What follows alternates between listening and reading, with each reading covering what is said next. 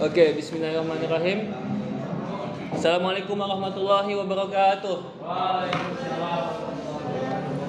Alhamdulillah wa syukurillah ala kulli ni'amillahi ta'ala. Wassalatu wassalam ala rasulillahi sallallahu alaihi wasallam. Allahumma salli wa sallim.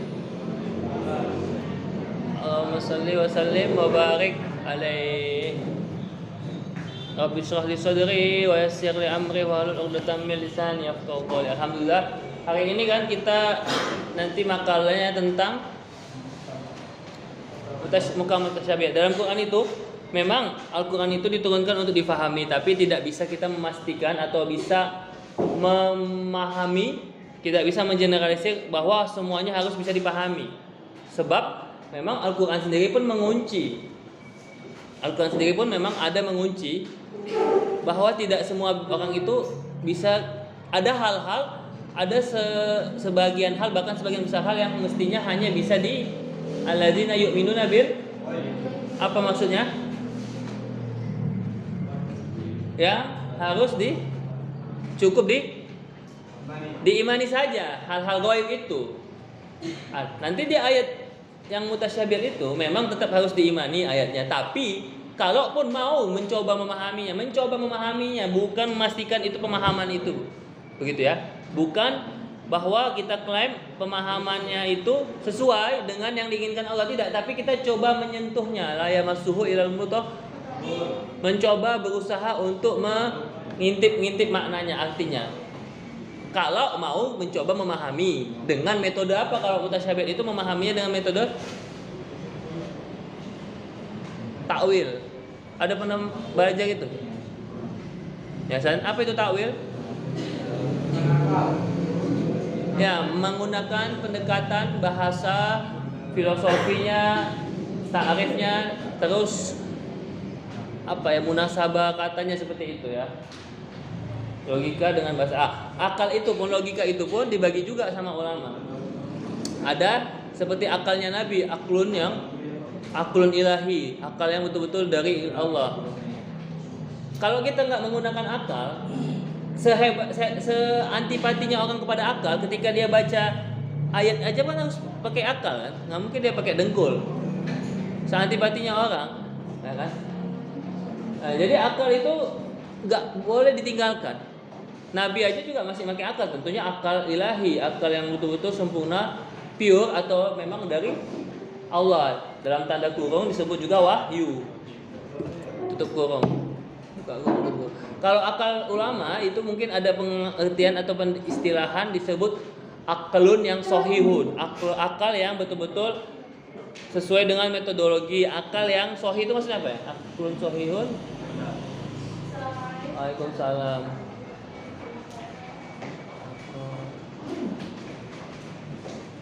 Akal yang baik lah, akal yang baik, akal yang kompeten.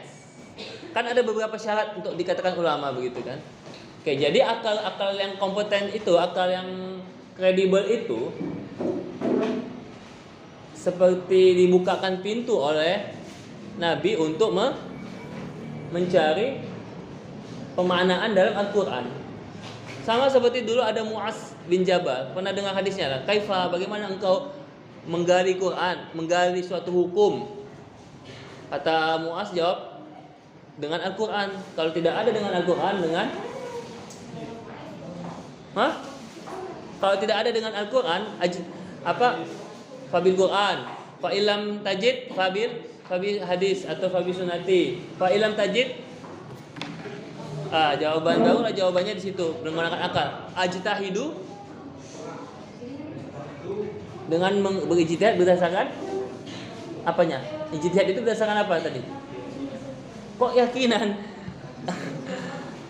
Enggak lah, ijtihad itu kan mengambil suatu makna hukum, menyimpulkan satu hal dengan cara melalui apa? Alatnya. Pulpen kah, pensil kah? Alat kita berpikir itu apa? Ya akal tadi lah. Itu kalimatnya ajtahidu ra'yi, hadis sahih sudah bisa menjadi rujukan. Itu kan hadis yang jelas untuk bagi ulama berijtihad dan jelas ya. Itu sahabat Nabi. Dibolehkan Nabi kita menggunakan akal bagi bagi siapa saja yang sudah bisa memiliki kompetensi dan kredibilitas atau syarat dan ketentuan dalam berijtihad, dalam berakal lalu kemudian berijtihad. Apa beda manusia sama hewan? Ya di akal. Ya kan? Manusia ketika dia punya akal, kalau dia di kelas dia nggak cakap-cakap lagi gitu. Kalau yang ada akal kan, yang ada otak istilahnya, gitu ya. Kalau dia manusia makannya penuh dengan, ketika dia makan minum, ketika kita mau makan mau minum, orang yang berakal hadir. Ketika hadir dikasih Allah akal, cara menggunakan akal dalam mengonsumsi sesuatu gimana? Kalau binatang kan langsung makan aja. Kan ada benar saya basuh. Ketika kita mau makan, kita harus menunjukkan jiwa kemanusiaan kita, kemanusiaan yang unsur manusia yang islami, insani yang islami. Kalau binatang makan ya gitu-gitu aja. Contoh misalnya ada lembu makan tuh apa? Supaya kenyang, nggak tahu dia sehat. Tapi niatnya dia nggak tahu apa itu sehat apa nggak. Yang penting dia mau makan supaya kenyang. Ketika Haidir makan cuma untuk kenyang, Haidir sama dengan kayak lembu makan untuk kenyang, Haidir makan untuk kenyang. Haidir sama dengan jangan. Haidir sama dengan manusia baik lah.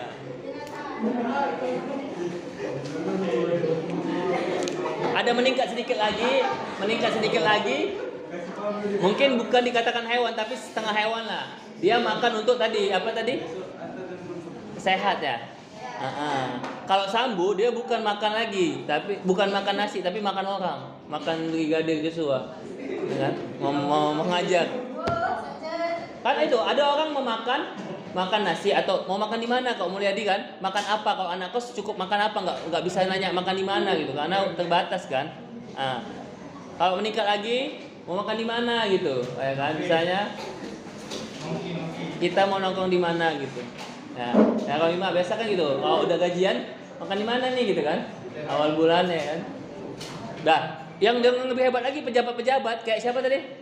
Siapa yang mau dimakan? Siapa yang mau siapa yang mau diminum? Alhamdulillah. Oh bukan. Apa yang mau diminum nih? Aku aja. Udah ya, jadi kan apa beda tadi? Saya ulangin. Ketika kita mau membedakan, kita kan ini mau menjadi pembeda antara kita manusia dan hewan. Walaupun kata Allah banyak manusia yang lebih sesat dari hewan. Punya akal tadi, nggak punya hati, ya kan? Punya mata tapi tidak bisa melihat kan gitu. Apa bedanya kalau tadi kita mau makan? Caranya gimana deh? Niatnya makan supaya makannya kita itu adalah makanan yang diberkahi Allah, bukan seperti sama dengan hewan yang mengonsumsi makanan. Apa bedanya? Bagaimana cara kita membedakannya? Di mana letak perbedaannya? Ketika kita makan dan makanan itu biar berkat. Saya salut sekali sama orang Kristen, kawan-kawan saya. Makan ya Allah gitu kan. Udah semangat. Ya Allah. Saya tanya kenapa gitu ya, karena bersyukur ada makanan itu. Itulah letak di dia nilai-nilai kebaikan. Kristen itu kan ada nilai baiknya. Namanya dulu agama Nasrani. Kalau tidak ada pendeta Buhairo, kalau tidak ada pendeta siapa lagi itu yang di sana, nggak akan selamat Nabi, meninggal Nabi. Kita berterima kasih sama pendeta. Iyalah, dia yang menyelamatkan kan. Abu Thalib, jangan kau masuk di wilayah Syam itu kan. Diusir dia. Sama pendeta apa itu kan ada. Pendeta yang Naufal, saudaranya Khadijah, pendeta Naufal, saudara Khadijah itu pendeta Naufal. Jadi ada dua pendeta yang berjasa kepada umat Islam. Jangan lupakan sejarah bahwa kita juga berhutang budi sama orang Kristen. Oke.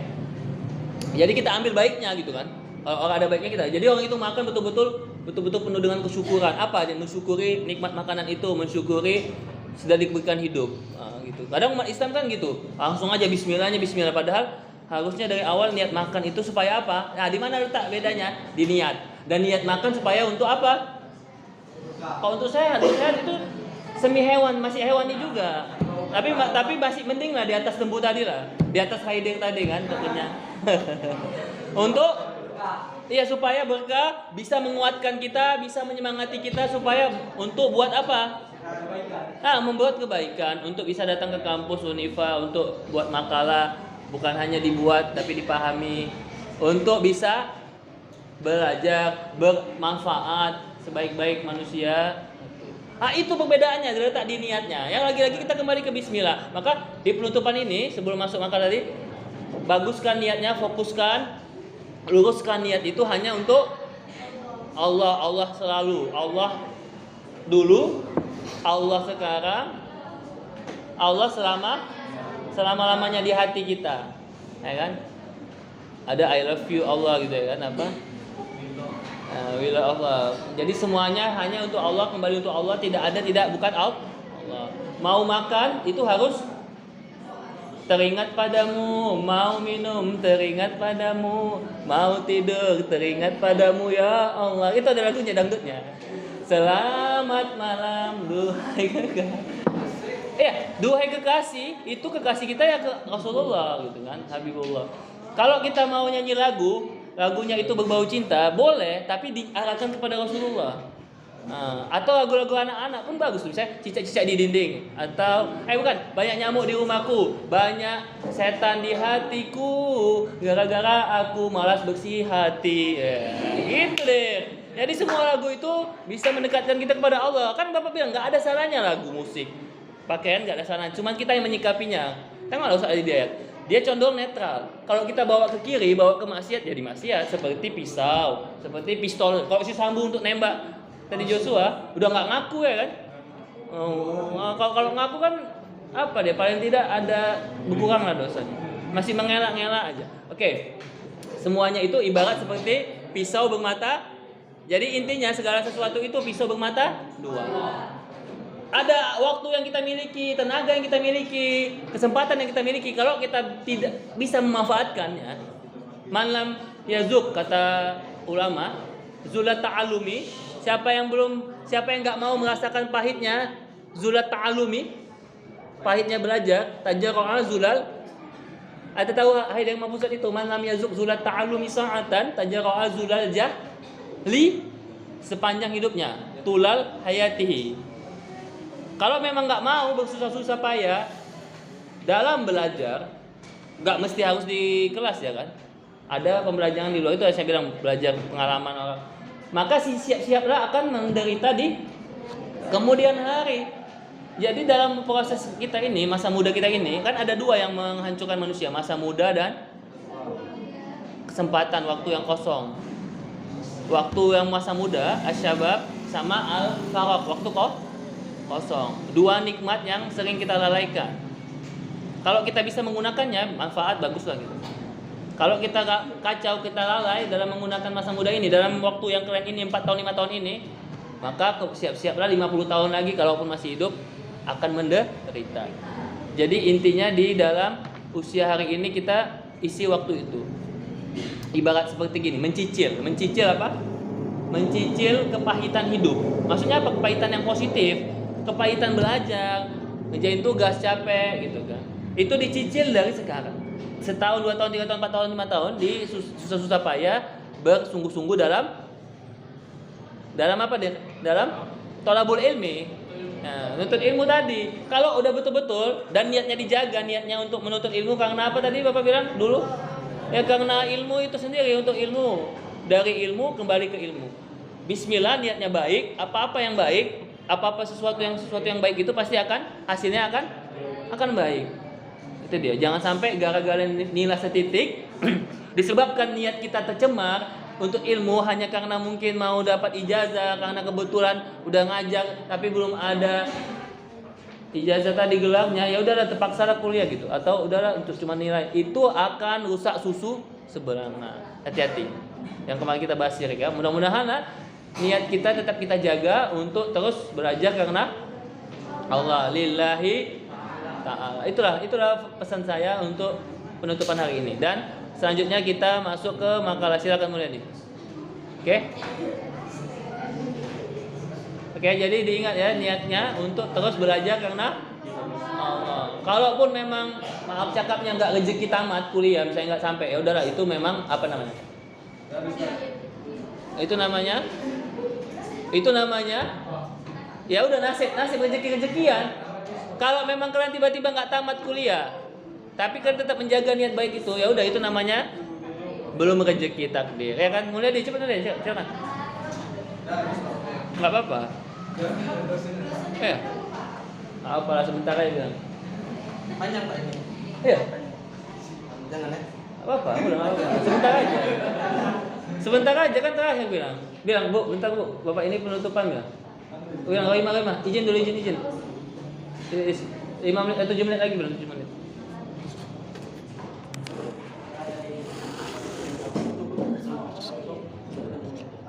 Lebih enak berdiri lah, kayak orang barat itu, orang saset aja. Assalamualaikum warahmatullahi wabarakatuh.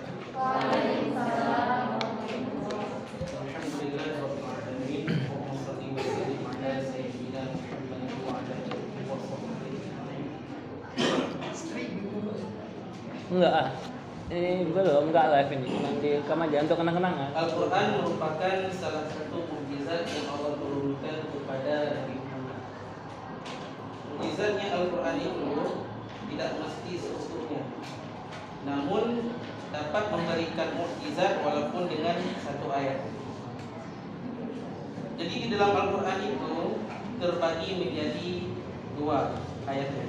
Itu yang pertama dinamakan dengan ayat muhkam, yang satu lagi dengan ayat mutasyabih. Jumlah keseluruhan ayat di dalam Al-Quran yaitu 6.236. Ada yang berbeda pendapat juga tentang jumlah keseluruhan ayat daripada Al-Quran. Sekarang pengertian ayat muhkam dan ayat mutasyabih dan bagaimana cara ulama salaf dan ulama khalaf menanggapi ayat-ayat yang mutasyabih. Ayat muhkam, Syekh Ali As-Sabuni menjelaskan makna daripada ayat muhkam di dalam kitabnya Safatul Tafsir. Ayat muhkam adalah ayat yang jelas maknanya, yang tidak bisa untuk dialihkan ke makna yang lain. Itu makna ayat muhkam. Sedangkan ayat mutasyabih adalah ayat yang kurang jelas maknanya. Bukan berarti Allah Ta'ala tidak mengerti, tetapi memang keterbatasan ilmunya kita untuk memahami ayat tersebut. Termasuk dalam ayat mutasyabih yaitu potongan ayat pertama di beberapa surat seperti Alif Lam Mim, Alif Lam Ra dan lain sebagainya. Nah, sekarang bagaimana cara ulama khalaf dan ulama salaf menanggapi ataupun menyikapi ayat-ayat yang mutasyabih? Ulama khalaf dan ulama salaf. Ulama salaf adalah ulama yang hidup di abad ketiga. Sedangkan ulama khalaf adalah ulama yang hidup setelah abad ketiga. Ya. Jadi nanti akan ada 2 istilah yang namanya tafwid sama takwil. Kalau tafwid itu dia nama lainnya takwil ijmali, yaitu pentakwilan secara umum. Yang satu lagi takwil yang bermakna takwil tafsiri, takwil pentakwilan secara terperinci. Jadi menurut ulama salaf, dalam menanggapi ayat mutasyabih ini kita harus melakukan tafwid. Bagaimana makna tafwid? Makna tafwid yaitu memalingkan makna asli daripada suatu penggalan ayat kepada makna yang sepatutnya ada pada Allah Ta'ala, namun maknanya tidak disebutkan. Salah satu ulama salaf yang melakukan tafwid yaitu adalah Imam Ahmad bin Hanbal. Beliau mengatakan tentang masalah makna istawa. Makna istawa, Salam ya. Oke. ada yang bertanya pada beliau bagaimana makna daripada istawa itu. Apa ayatnya Ar-Rahman? Ar-Rahmanu 'alal arsy istawa ya. Nah, jadi makna istawa itu dijelaskan oleh Imam Ahmad bin Hanbal adalah istawa kama akhbara, la kama yahturu fi qalbil bashar. Istawa itu maknanya sebagaimana yang telah Allah sampaikan, bukanlah makna yang ada pada setiap hati manusia. Itu makna daripada tafwid. Memalingkan sebuah makna asli. Istawa kan maknanya bersandar. Makna istawa. bersandar. Sedangkan bersandar itu adalah salah satu daripada sifat-sifat makhluk, ya kan? Seperti kita duduk bersandar, ya kan? Bersandar. Itu sifat makhluk. Jadi bagi Allah Taala itu tidak boleh memiliki sifat seperti sifat makhluk. Tidak boleh berjarak dan apa istilahnya? Tidak boleh berjarak dan ada tempat bertempat. Nah, kemudian yang kedua, ulama khalaf. Di ulama khalaf melakukan takwil. Termasuk di dalam ulama khalaf yang melakukan tersebut yaitu adalah Imam Ibnu Jarir At-Tabari di dalam tafsirnya, tafsir At-Tabari. Di beliau mengatakan kalau takwil itu memalingkan makna yang asli pada ayat mutasyabihat kepada makna yang lain yang sesuai dengan ayat-ayat muhkam. Makanya di dalam Al-Quran ada disebutkan pada surah Az-Zumar, kalau nggak salah pada ayat 23. Di sana disebutkan al-hadis ahsana kitaban mutasyabihan. Al-Quran adalah sebaik-baik pembicaraan dan juga kitab yang mutasyabihan. Mana mutasyabihan? Antara satu ayat dengan ayat yang lain itu sama-sama bagus. Itu mana mutasyabihan di situ. Kemudian juga ada ayat yang disebutkan kitabun ukimat ayatuhu. Al-Quran adalah ayat yang di dalamnya terdapat ayat-ayat muhkam. Makna ayat muhkam adalah ayat yang mudah pokok, yang nggak bisa digoyahkan lagi. Itulah dua pembagian mutasyabihat dan muhkam. Mutasyabihat menurut ulama salaf, beliau melakukan tafwid, yaitu memalingkan daripada makna asli kepada makna yang lain, tapi maknanya itu tidak disebutkan. Paham? Seperti makna istawa. Bagaimana makna istawa? Makna istawa di situ bagaimana apapun yang dimaksud oleh Allah Ta'ala. Jadi tidak dirincikan makna istawa itu. Sedangkan kalau menurut ulama khalaf, mereka melakukan takwil. Itu takwil memalingkan makna yang asli, yang hakiki kepada makna majazi yang sesuai dengan ayat muhkam. Seperti makna istawa, maknanya adalah menguasai. Nah, itu aja. menguasai. Kalau tangan kemarin, tangan gimana arti tangan? Juga menguasai. Menguasai atau suatu kekuatan, satu kehebatan Allah. Apa seperti hadis Nabi yang kalau kita melihat kemungkaran, ketika kita melihat kemungkaran disuruh ngapain? Kalau kita melihat kemungkaran disuruh Nabi ngapain? Diubah. Dengan apa diubahnya? Bil fayughayyiru biadi, kan ada hadisnya kan? Ketika ada kemungkaran kita dituntut mengubah dengan tangan. Kalau memang belum bisa punya tangan, nggak bisa pakai tangan, dengan lisan, dengan dakwah. Nggak bisa juga kita dakwah atau belum punya ilmunya atau mungkin kayak mana-mana, dengan doa. Oke. Diambillah mungkin kaitannya bahwa tangan yang dimaksud di sini apa? Siapa yang berhak menindak satu tempat maksiat? Misalnya Rizky suka ke mana? Holy Wings kan? Satpol PP gitu-gitu kan ya. Jadi diartikan dengan kekuasaan, kekuatan. Jadi dikaitkan, munasabahkan antara tangan yang dimaksud Allah itu dengan hadis Nabi itu, bahwa tangan Allah itu maksudnya adalah kekuasaannya Allah, qudratullah, seperti itu. Seperti itulah. Tapi itu bukan makna sebenarnya, karena makna sebenarnya hanya Allah yang tahu. Itu hanya apa namanya? Hanya sekedar mencoba menggali, memaknai, mengintip-intip. Bukan arti sebenarnya. Mencoba menggunakan akal tadi, aklun sohibun namanya. Kalau di istilah ukurannya akal yang akal yang kredibel lah seperti itu. Ada aklun soyun, ada kalau kita mungkin masih aklun kotok kan, masih akal yang bukan ya kan.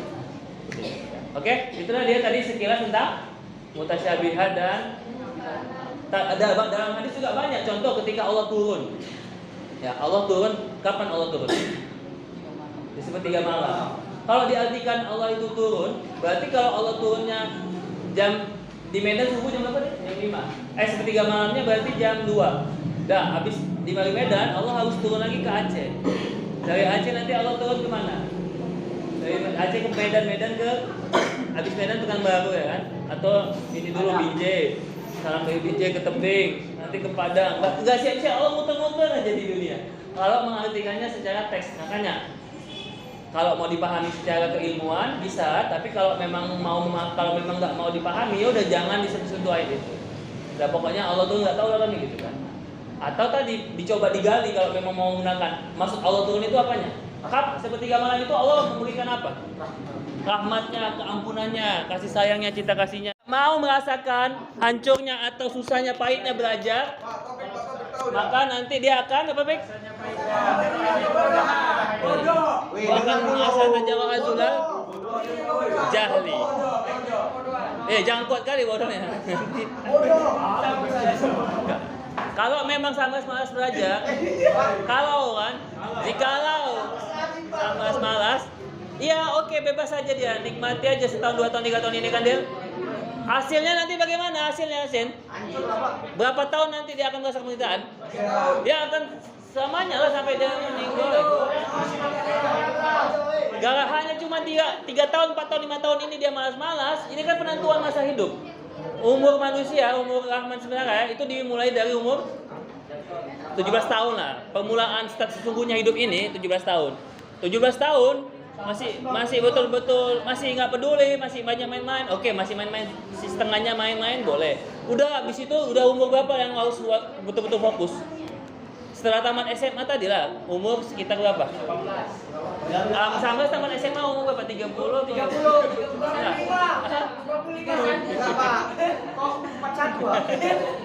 Udah begitu tamat SMA masih betul-betul main-main, masih gak serius dalam hidup, dah. No comment. No comment itu sih derita kalian, masa bodoh nggak mau. Itulah tujuan apa? Itulah hati-hati. Itulah kita harus perhatikan, jangan sampai di usia-usia saat ini main-main. Menentukan untuk berapa tahun lagi deh? 2 tahun. Menentukan untuk seterusnya lah. 4 tahun saat ini menentukan 40 tahun kita hidup, atau 50 tahun kok Dimas nanti hidup, berarti umur 70 ya insya Allah ya. Mau panjang umur atau panjang amal atau panjang angan-angan atau panjang makanya ya tuh. Makanya kita kadang didoakan supaya panjang umur, Bapak kurang suka panjang umurnya, tapi kalau nggak apa tadi berkah kan sama aja. Bagus, mudah-mudahan ilmunya berkah, bermanfaat. Insya Allah seperti Dimas yang nanti akan menjelaskan jawaban-jawaban tasyabihat itu. Entah kemana jawabannya. Ini Bapak yang presentasi. Silakan deh. Udah deh, silakan. Udah deh, langsung deh. Lagi deh. Apalagi deh udah. Satu menit lagi kita kasih waktu untuk Aidil. Selanjutnya akan Dr. Taufik. Dr. Taufik udah nggak sabar kan nih. 1 menit lagi untuk Aidil, silakan. Al-Quran merupakan kitab suci Al-Quran, kitab suci terbesar sebagai mukjizat terbesar yang diturunkan Allah kepada umatnya dibandingkan mukjizat yang diturunkan Allah kepada Nabi dan Rasul sebelumnya. Sebab Al-Quran memiliki sifat yang rasional, kekal, dan sepanjang masa. Sesuai dengan zaman. Jadi kalaupun ada kemarin ditanya siapa ya tentang sains itu ya, apakah kalau ada sains bertentangan dengan Al-Quran, yang mana yang harus ikut, sainsnya atau Qurannya? Sains. Mungkin gini, mungkin sains itu belum memahami Al-Quran secara utuh. Dia memaksakan maknanya atau teorinya kepada Al-Quran. Dan sebenarnya pun kalaupun memang dia bertentangan dengan Al-Quran, Al-Quran itu kan bukan kitab sains, bukan bacaan bahkan buku sains. Dia cuma sekedar tambahan aja yang terkait sama ilmu pengetahuan tadi itu, seperti itu. Itulah dia tadi tentang mukjizat sekilas atau pengantar. Selanjutnya akan dilanjutkan oleh dokter kita, Dr. Taufik. Tambah dia penutup, rangkum semua satu semester ini deh.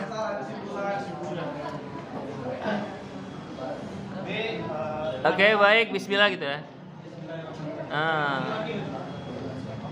Macam-macam ujian Al-Quran. Ujian yang pertama yang kami rangkum di sini ialah Sama tulis saja, tulis. Macam-macam Al-Quran mukjizat. Tulis lah, poin-poin aja. dengan kalimat-kalimat yang diluar Al-Quran. Dia mampu mengeluarkan sesuatu yang abstrak. Nih, satu. Ada fenomena yang dapat Balaghiyah. di dalamnya atau dirasakan oleh seluruh manusia pada penggunaan bahasa yang tinggi dan pada posisi yang sangat besar mengenai hal ini. Ada. Yang dikatakan bahwa Al-Quran adalah kalam yang berbeda dengan kalam yang lain, baik puisi maupun prosa. Al-Quran merupakan kalam yang tidak bersajak yang berbeda dengan syair dan sajak pada umumnya. Menurut Quraisy Shihab, Quraisy Shihab, ya Allah, itu pengarang kitab tafsir termasuk yang alim itu, walaupun ada banyak kekurangannya tapi dia betul-betul orang yang alim. Jangan sembarangan ngomong. Ulama jelas itu. ada banyak aspek kebahasaan yang bisa dikatakan Al-Quran sebagai mukjizat. Aspek keindahan bahasa, bisa dilihat dari beberapa hal lain, nada dan lengkapnya. Coba contohnya. Contohkan langgam-langgamnya misalnya kayak apa? Yang ada nun-nun di belakangnya atau yang huruf-huruf terakhir misalnya. Saja-saja itu coba surat apa? Iqra bismi rabbik. Ko ya, ko di belakangnya. Ko semua ya. Sajanya a. Mim apa? Kan yang awalnya itu ko. Oh ya. Oh, setelah mim yang habis itu ayat selanjutnya mim. Sama kayak yang Al-Ikhlas. Anas ya kan? Al-Falaq. Anas itu kenapa diletakkan di akhir? Karena itu untuk memotivasi. Katakanlah Hasan, katakanlah Taufik berlindung dari Allah. Dari mana aja? Dari singkatnya Anas itu dari omongan-omongan, dari godaan-godaan manusia dan jin. Mana yang lebih susah, godaan atau omongan manusia, mulut netizen yang budiman, atau godaan ucapan atau rayuan setan? Mana yang lebih susah Ustaz? Rayuan Samras. Setan itu nggak bisa, setan itu memaksa si Taufik atau memegang, merangkul, nggak bisa, dia nggak bisa menyentuh. Tapi kalau manusia setan. Kalau manusia setan udah dia bisa menyentuh, bisa memaksa orang, bahkan bisa memprovokatori, istilahnya mengkompori. Maka kita berlindung tadi dari minal jin nanti wanas, dari setan jin dan setan mana? Setan manusia. Oh ini. Itulah dia Anas, kenapa diletakkan di akhir. Ada banyak langgam-langgam gitu ya. Terus ada kayak itu tadi ayat-ayat itu siapa? Nun, Yasin, apa lagi? Ar-Rahman ya kan? Kayak Yasin itu singkatannya Yasin itu ya. Sin itu artinya apa sin? Enggak, ini sekedar apa ya? Enggak hanya sekedar pentafakuran aja, bukan tafsir mutlak. Sinnya itu insan. Oh, insan. Wahai manusia. Kalau Allah udah manggil wahai manusia, biasanya itu kepada satu orang, berarti kepada orang-orang yang disayanginya kan. Wahai Hasan insyaallah, wahai Rahman semua kali, itulah Yasin. Habis itu apa? Innaka. Ketika dipanggil wahai Muhammadnya itu belum jadi rasul kan. Begitu dipanggil dapat wahyu, barulah innaka, kau ini udah kujadikan rasul minal mursalin, dari golongan 25 para nabi kan. Ada Idris, Nuh, Saleh, Ibrahim. Innaka laminal mursalin ala siratim mustaqim. Itulah ihdinas siratal mustaqim, kita minta siratal mustaqim yang di surat Yasin, karena inti Quran itu ada di Yasin. Kalau Al-Fatihah hanya pembukaannya atau openingnya, induknya di Yasin. Jantung Quran, lubul Quran. Jadi kita harus tahu kunci-kunci Al-Quran itu. Al-Fatihah, Yasin, ayat kursi, ayat apa lagi? Meja apa? Ayat 1000 dinar. Ar-Rahman, Anas, As-Sajadah. Jadi nggak semuanya itu mengandung kunci-kunci. Kayak puzzle dia. Al-Waqi'ah juga ya, Al-Waqi'ah. Nah, lanjut, silakan. Kemudian di antara mujizat Al-Quran yang lainnya adalah hukumnya. Ini berkaitan dengan apa nih Pak? Sains ya? Iya. Pembuktian ramalan Al-Quran. Pembuktian Kebenaran. Salah satunya adalah utuhnya jasad Fir'aun hingga saat ini. Pada tahun 1975 ada seorang profesor bernama Maurice Bucaille, orang Perancis. Bucaille. Ya. Dia adalah masuk Islam ya. Seorang ahli ibadah terkemuka di dunia. Dan dia adalah dokter yang meneliti dan membedah jasad daripada Fir'aun. Dari hasil penelitiannya timbul beberapa pertanyaan yang membuat dia bingung.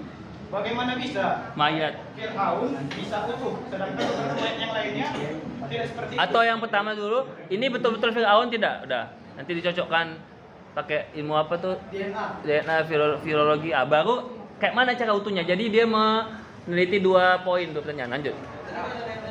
Namun sebelum ia selesai menyimpulkan hal tersebut, salah seorang temannya berbisik kepadanya dengan berkata, jangan terburu-buru seperti itu, karena orang Islam telah mengetahui tentang hal ini. Dan mereka lah yang telah menceritakan kematiannya dan bagaimana jasadnya selamat dari tenggelamnya jasad tersebut. Mendengar pernyataan dari temannya, Profesor Maurice tidak bisa tidur dan duduk termenung di dekat jasad Fir'aun sambil memikirkan apa yang dibilang temannya tadi. Nah, dia terus mencari jawabannya. Setelah penelitiannya selesai, dia pergi ke Arab Saudi untuk mengumumkan hasil penelitiannya terhadap jasad Fir'aun. Dia berkata, jasad Fir'aun dapat diselamatkan setelah tenggelam. Kemudian seorang pakar Muslim berdiri membacakan mushaf firman Allah surah Yusuf ayat 92. Artinya? Maka pada hari ini kami selamatkan jasadmu, yang maksud ini ya Fir'aun, agar engkau dapat menjadi pelajaran bagi orang-orang yang datang setelahmu. Tetapi kebanyakan manusia tidak memindahkan tanda-tanda kekuasaan. Pelajarannya satu, bahwa Fir'aun itu apa yang harus kita ambil hikmahnya dari Fir'aun? Jangan sombong. Ya itu tadi takabur kan, bahwa innal kibriyai ridai, kata Allah, sesungguhnya kesombongan itu adalah jubah kebesaran. Innal kibriyai kebesaran Allah atau mahkotanya Allah. Ya kan? Terus tidak akan ada orang bisa mencium bau surga, baru mencium bau surga aja nggak akan pernah bisa kalau di dalam hatinya ada kesombongan kan gitu. Itulah. Jadi yang pertama kali terkutuk atau yang dilaknat Allah itu bukan iblis. Iblis nomor 2. Iblis itu kalah. Yang pertama siapa? Yang pertama yang dibenci Allah, yang makhluk paling hina dina di dunia ini. Nafsu. Bukan makhluk, sosok makhluk tadi. Bukan. Tadi siapa? Fir'aun yang sampai jasadnya itu sengaja Allah abadikan. Kenapa dia bisa begitu? Karena tadi di surah Al-Mutaffifin, apa katanya Fir'aun di dalam surah Al-Mutaffifin? Tahu? Ana rabbukumul a'la. Udahlah dia rabbukum mengaku Tuhan dan ya a'lanya lagi ya. Apa Rizka? Ana rabbukumul, artinya apa tuh? Akulah Arjuna, bukan? Akulah Tuhan kalian yang paling tinggi. Gak ada lagi Tuhan yang Yahudi misalnya kayak ya ilahum, ya kan? Tuhan Yahudi kan itu. Apa lagi? Tuhan Nasrani siapa? Nasrani belum ada dulu. Yahudi masih ya, Yahudi sama Majusi. Itu kalah Tuhannya. Dia yang mengaku lebih tinggi dari Tuhan-Tuhan semuanya. Makanya Allah akhirnya ngapain tadi? Betul-betul diabadikan untuk menjadi apa? Jadi apa sih? Mayat Fir'aun itu digunakan untuk kita ambil apanya? Ibrahnya atau iktibarnya, supaya jangan sampai kita mengikuti jejak Fir'aun. Ya itu kenapa Bapak bilang kan, Alim? Kenapa bisa sampai Fir'aun itu nomor 1? Kenapa bisa gitu? Ya, sampai iblis pun kaget ketika dia mengucapkan itu. Astagfirullah, kata iblis. Enggak. Iblis tahu Allah kan, iblis kenal. Iblis sebenarnya itu baik, cuman Allah akal-akalannya aja disuruh. Iblis, kau ambil skenario ini kau iblis. Kau skenario kau jahat. Oke, enggih ya Allah. Manut ya Allah, matur suwun, kata iblis. Sebenarnya itu iblis bagus dia, cuman dia butuhnya bertauhid. Tauhidnya apa? Dia enggak mau sujud selain kepada Allah. Tapi itu kajian tasawuf lah ya kan. Nah, kata iblis waktu Fir'aun itu, astagfirullah gitu lah. Ya kan? Ya Allah, gila lo kalau Betawi. Hancur gimana nih? Berani kali dia ngaku Tuhan gitu kan. Memang Fir'aun itu ketika sungai ini lagi musim banjir atau bahkan musim pacekik bisa dialirinya, pas banjir bisa ditanggulanginya. Pokoknya dia merasa hebat lah, karena ada tanda-tanda dia punya kekuasaan, menguasai daerah-daerah gitulah kan. Oke, tapi ketika dia udah mengaku Tuhan, itulah ana rabbukumul a'la. Sama kayak Korun kan juga akulah yang paling kaya gitu-gitu. Sama kayak Haman itu siapa? Jadi zaman Nabi Musa itu ada manusia 3 serangkai yang rusak. Ada yang peserta, ada yang tidur, Pak. Siapa tuh? Itu dulu.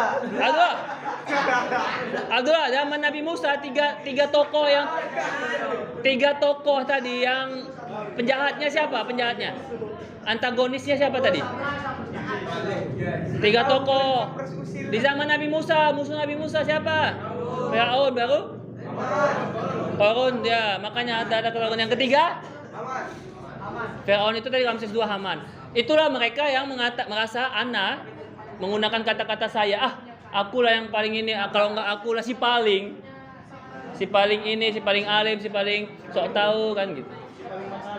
Lama-lama nanti ya itulah yang kalau dia punya ilmu, nggak bisa, nggak betul ini, pokoknya ini yang paling betul, inilah yang sahih. Itu lama-lama nanti bisa jadi kayak si Hamam pula. Hamam Kang Mandi ya. Oke, hati-hati dengan kata-kata aku. Ya kan? Jadi Mas, jangan sampai kita mengaku pokoknya aku yang ini. Doakan dari kalau kita ngomong, kalau bisa jangan kita. Misalnya ini kita ceramah nih. Gak usah pakai kata-kata saya atau apa ya, kita semua ya kan Bu gitu. Itulah dari ngomongan aja kita jaga, apalagi dari hati kita seperti itu ya. Tiga orang yang jadi pelajaran untuk kita jauhi. Oke, lanjut yang ketiga sedikit lagi. Adalah sidik jari kepribadian manusia. Sidik jari, kenapa ini sidik jari? Dalam surah Al-Qiyamah ayat 1-4 dijelaskan. Artinya aja gitu. Iyalah. Aku bersumpah dengan hari kiamat, dan aku bersumpah demi jiwa yang selalu menyesali dirinya sendiri. Apakah manusia mengira bahwa kami tidak akan mengumpulkan kembali tulang-tulangnya, bahkan kami mampu menyusun kembali jari-jarinya dengan sempurna. Kemajuan ilmu pengetahuan dan teknologi berhasil mengungkap di balik rahasia sidik jari pada abad ke-19. Terungkap bahwa garis-garis yang halus yang ada di ujung jari seseorang berbeda-beda dengan yang dimiliki oleh manusia. Di sana ada 3 jenis, garis melengkung, garis melingkar, dan garis melengkung, apa lagi? atau garis kompleks. Hei, ini mau belajar atau nggak nih? Ulangin. Apa aja garis-garis di jempol kita? Makanya ada fingerprint ya. Siapa? Tri. Putri, apa garis yang ada di jempol Putri, coba cengok. Garis apa tadi pertama? Ulangi, Pek. Melingkar. Melengkung. Melintang, terlentang ya. Tengkurap kan. Oke, itu coba tadi ulangin dulu. Siapa? Yang di jempol kita ini ada berapa macam garis? Sama garisnya? Dengerin. Coba ulangin, Pek. Kasih tahu orang ini, biar tahu bahwa mujizat Al-Qur'an ini Islam atau Yahudi. Di sini ada 3 jenis garis melengkung. 3 jenis yang Garis melengkung, di jempol garis ya. melingkar, dan garis meliuk-liuk atau garis kompleks. Garis kompleks, makanya kita setiap fingerprint beda-beda kan, itulah teknologi Al-Qur'an ini. Dan nanti pagi kiamat ini jempol ini semua balik lagi seperti semula. Entah mungkin Abdullah jempolnya di Papua, mukanya kan ada biasa itu ilmu rawa kontek yang dia harus dipenggal kepalanya. Nanti bisa disatukan Allah itu. Itu kalau kalian pernah dengar di Jawa, ilmu abadi, nggak bisa meninggal ya. Makanya kuburannya dipisahkan. Gitulah dia. Itu bagi Allah bisa. Detail di Quran. Nah, lanjut yang keempat. Yang keempat adalah rotasi bumi. Pada surah An-Naml ayat 88 dijelaskan, dan engkau akan melihat gunung-gunung yang engkau kira tetap di tempatnya, padahal dia berjalan seperti awan berjalan. Itulah ciptaan Allah yang mencipta dengan sempurna segala sesuatu. Sungguh, dia maha teliti apa yang kamu kerjakan. Sejak bermula manusia beranggapan bahwasannya bumi tempat mereka berpijak adalah pusat alam semesta dan tidak bergerak. Gugusan bintang-bintang di langitlah yang berlaku mengelilingi bumi. Teori ini dikenal dengan nama heliosentris yang bertahan lebih kurang 1.300 tahun lamanya. Baru pada sekitar akhir abad ke-17 Kepler, seorang ilmuwan menemukan bahwa bukti ilmiah bahwa segala sesuatu yang ada di angkasa seperti bintang dan planet-planet berotasi dan berevolusi di lintasannya. Nah, ini flat dot ini ya.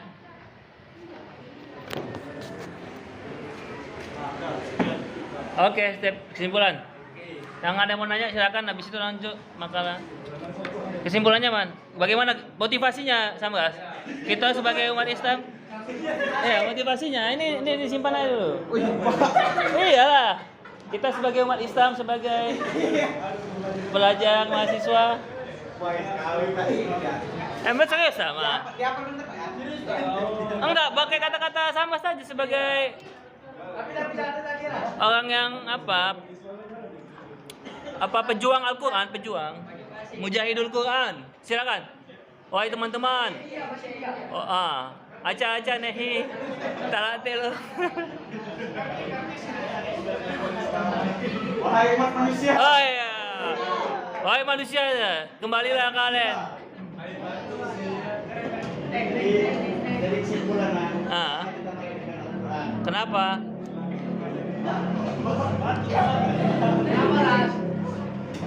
Karena rahasia Al-Quran itu besar. Nggak bisa kita jengkali.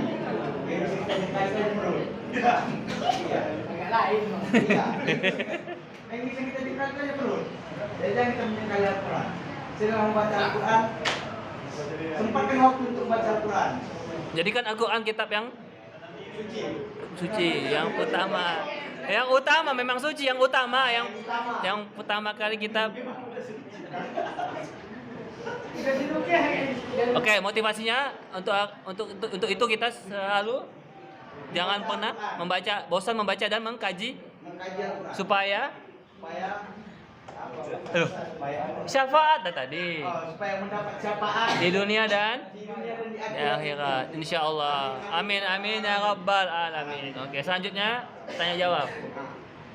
Ya, Langsung aja. kami buka satu sesi tanya jawab. Ya, Akan 2 orang. 2 orang. Ya, kepada cucu Bani Israel.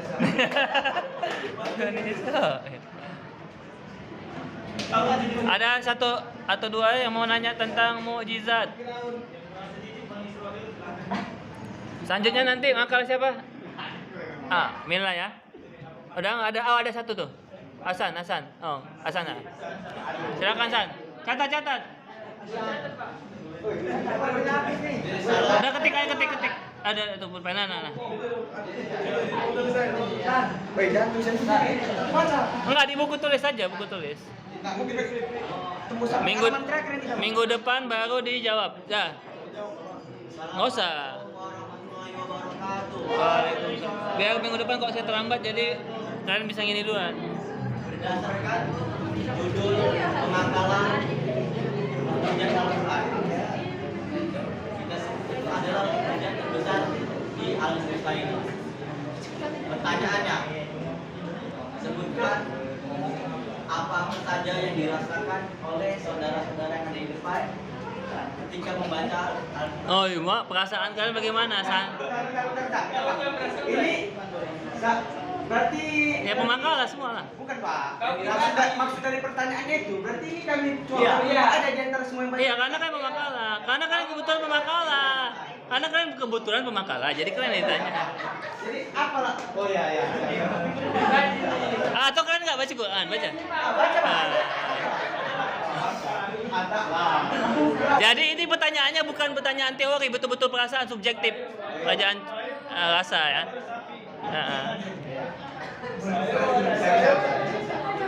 Ini sesi curhat istilahnya. Ya, mungkin sahabat Akang ingin bertanya dari tadi si Bukan. Udah? Oke. Baik, di pending dulu, minggu depan kita lanjutkan. Selanjutnya makalah Mila sama Aisyah maju. Berarti ini cuma satu Pak ya? Ya. Ada lagi ya? Ada satu lagi? Alim? Aman. Udah clear sekarang. Kenapa Al-Quran harus ditulis dan bagaimana proses penulisannya? Di mana media-medianya? Siapa-siapa aja sahabat-sahabat yang habis Quran? Mungkin 5 orang lah contohnya. Karena ada yang habis hampir 40 habis meninggal waktu ada perang Tabuk ya. Nah gitu ya. Makanya akhirnya di masa Abu Bakar lah diperbanyak tulisannya Al-Quran. Walau ada juga isunya bahwa di masa Imam Ali punya catatan sendiri. Assalamualaikum warahmatullahi wabarakatuh. Alhamdulillahirrahmanirrahim. Wassalatu wassalamu ala asyrofil anbiya'i wal mursalin wa ala alihi washabihi ajma'in. Subhanaka la ilma lana illa ma 'allamtana innaka antal alimul hakim. Rabbi ishrah li sadri wa yassir li amri wahlul min lisani yafqahu qawli.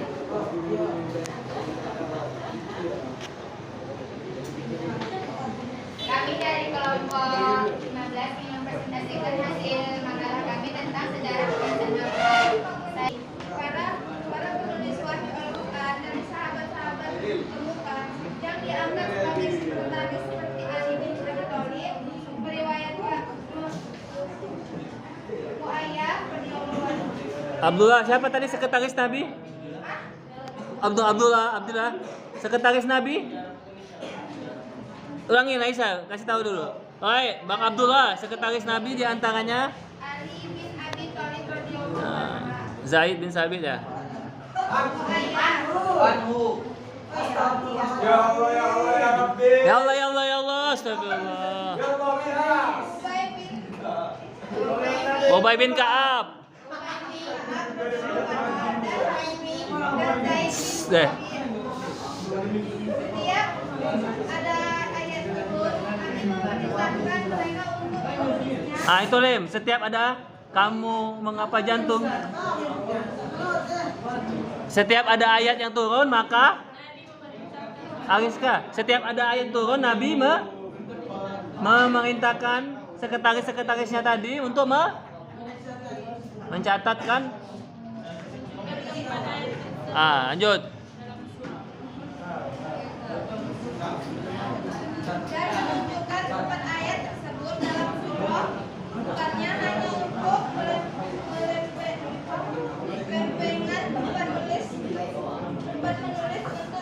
sesuai dengan surah yang ditujukan kepada. Oh ya udah. Jangan ngeposting di situ Mas Are. Lanjut. Ya, oke, pemanasan sebelum yang lain nunggu yang lain. Satu lagu kami ya kan. Tuh. Satu tembang kami persilakan. Oke, kali ini kami satu tembang yang akan dinyanyikan oleh sahabat kami Muhammad Kadek. Silakan. Ayo ini kori interlokal. Tadi ini penyanyi asli Ustaz. Oh, ini dia penciptanya. Ayo San. Kemarin. Udah lama 2 minggu kok. San. Tahu tak jumpa kan Pak? Ayo San, mulai San. Kami doakan aku supaya One, tes. Ayo lah, sekali berdendang sekali. Biar semangat. Atau apa?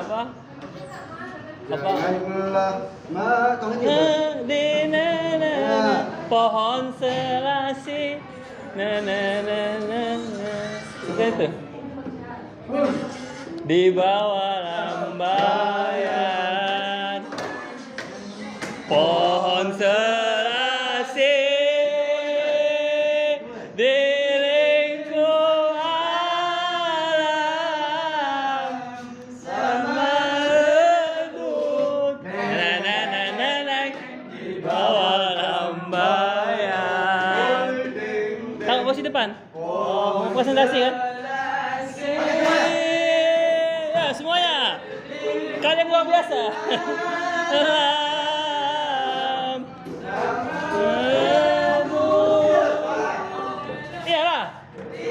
Maju. Presentasi kan? Yang itu jawaban. Siapa lagi?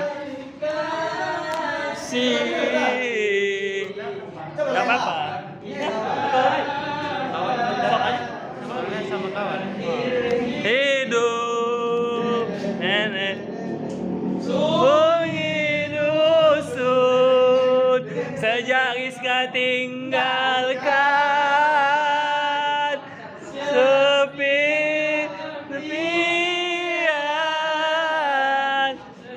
kau pergi.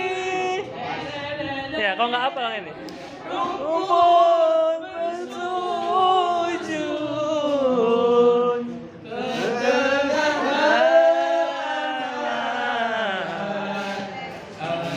pendidik menghibati yang tampak ramai di hulu kinilah ketepian kampung yang ramai dahulu kini tiada kenangan. Sekali lagi. Mohon siramkan setitik air dapurkan atas guna lampai mohon bisa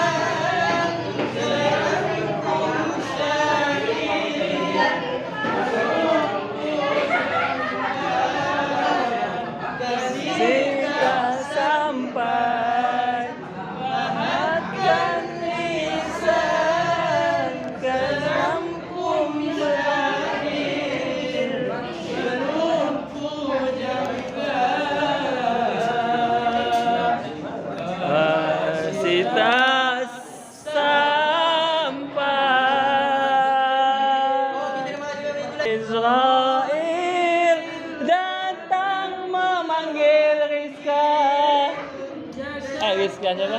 Husna. Spidol. Di pembaringan. Udah beli di bawah.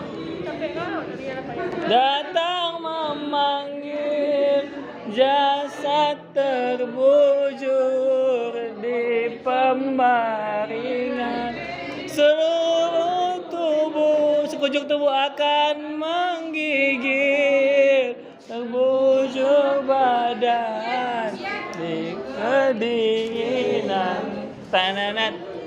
Sekali, sekujur tubuh akan menggigil, terbujur badan di kedinginan.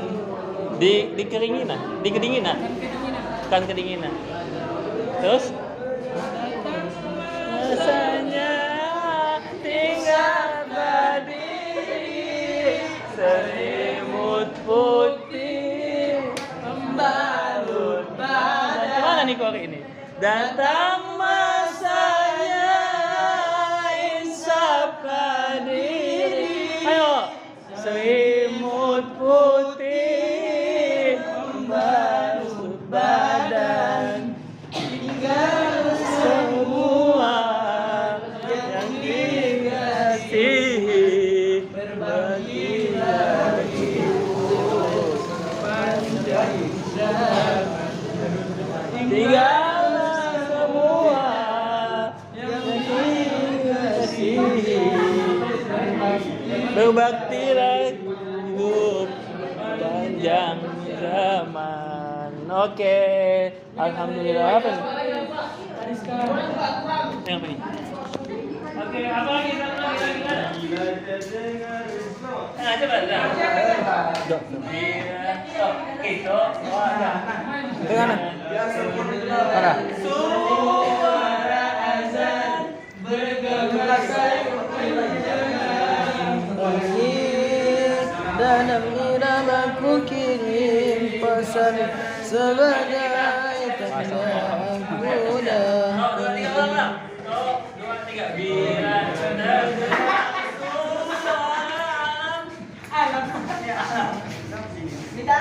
Dia sudah. Assalamualaikum. Dan semangat. Karena apa? Syair kasidah itu dulu dipakai ulama untuk apa? Di Alfiah mengatur. Karena pengembang fisika. Bapak ini coba bocor. Mengapa kita doa semangat atau 100-200 tahun lalu dengan menggunakan Syair. syair. Tentunya Sunan Kalijaga. Ya, Sunan Kalijaga Bapak bilang. Ya zaman Nabi pun ada yang syair doa itu kan doa itu syair juga diselawatkan, diragukan syairnya kan. Dah. Pernah juga di zaman Nabi kan kita bahas ada pesta terus bilang dengan kau sunyikan di pesta ini. Dibilang Nabi ya udah coba hidupkan suara kasidah atau dengan. Walaupun memang di satu tempat ada sahabat yang tidak mau seperti itu, yang nggak mau musik. Dah. Iya, bid'ah kata dia. Karena apa? Kalau yang dilarang Nabi kemarin kan ada Nabi melarang jangan nanti di akhir zaman akan ada suatu kaum yang menghalalkan hiburan, terus homer dan musik. Itu ketika tiga-tiganya digabung atau musik dan sutra gitu kan, musik dan dugem dikumpulkan. Misalnya kayak kita di mana di apa dugem-dugem itu di mana misalnya? Di apa namanya? Yang alam atau biasanya kesana? Nah itu kan apa kayak di dekat di Pancin atau Musona atau apa? Di mana? Apa di mana? Apa namanya yang tempat-tempat dugem itu? Tapi orang-orang. Iya, nama-nama eksotiknya istilahnya. Tapi orang-orang, Pak, orang-orang. Jod. Wah, berarti gue pernah ke sana dia. Nampak pengalaman. Apa? Kalau di dekat Pancing itu, di sebelah Madua itu Barcelona. Ada Teresa namanya. Meskipun di situ ada. Kalau itu digabungkan itu jadi haram. Kalau saya lihat belum pasti halal. Kalau tengok kan kitab-kitab atau singkatnya Ustaz Adi Hidayat, dia hukumnya netral kan. Kalau dia mengandung syair salawat yang bagus kayak Al-Surah tadi, Ajar Nur Aisyah, Jabir, dia lebih ke kanan condongnya kepada apa? Kepada yang baik. Apa syair itu membawa kepada semangat, mengingatkan kita kepada kematian, membawa kebaikan. Ini maksudnya dakwah. Syair tulis soalnya kasih. Kalau untuk dakwah kayak juri atau miras atau masa muda, tak semua yang rasanya. Ini kalau sesuatu itu membawa negatif, ya kan alam, sesuatu yang membawa negatif, pulpen, dia bisa menusuk rezeki, nusuk dari belakang, teman makan, nusuk dari belakang, pagar makan tanaman itu jadi haram. Kalau pulpen ini dipakai untuk apa? Pulpen dipakai untuk menulis surat apa? Cinta. Masih cinta kepada Allah. Sama kayak musik sama cinta itu netral. Cinta itu nggak ada bisa jadi nasihat.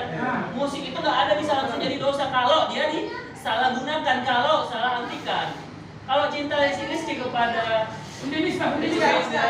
disalah, ya kata Mang Undewi dia tadi disalah gunakan, disalah manfaatkan, jadinya itu yang salah.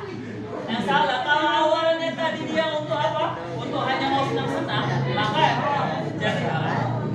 Jadi sesuatu itu mau cinta, apalagi tadi musik, apalagi misalnya apa yang jadi kontroversi biasa gitu lah ya, nonton TV, betul. HP kalau bisa dimanfaatkan untuk yang baik, dia tidak bisa langsung dihukumi haram. Karena dia hanya benda. Oke, tapi sebelum kita masuk ke filosofinya, kita masuk ke dalilnya. Dalil yang mengatakan haram kalau jadi musik itu digabungkan dengan tadi sutra, dengan pakaian dengan apa tadi? Macam-macam lagu-lagu kayak Racun tuh, Pak. Kayak macam kayak Racun tuh. Ketika ada musik dan dia ada sutra yang seksi, baju-baju seksi. Dasar kau apa kayak macam Racun gitu. atau apa lagi yang atau yang apa lagi yang kayak apa? Joget-joget kayak yang ngegoreng itu siapa? Inul Daratista kan. Haram lah itu, Pak. Kayak racun, Dua serigala. dua harimau, dua macan ya.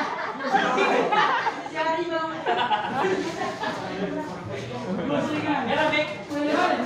Kayak mana musik itu sebenarnya? Musik itu gimana, Bik? Taufik suka dengerin musik?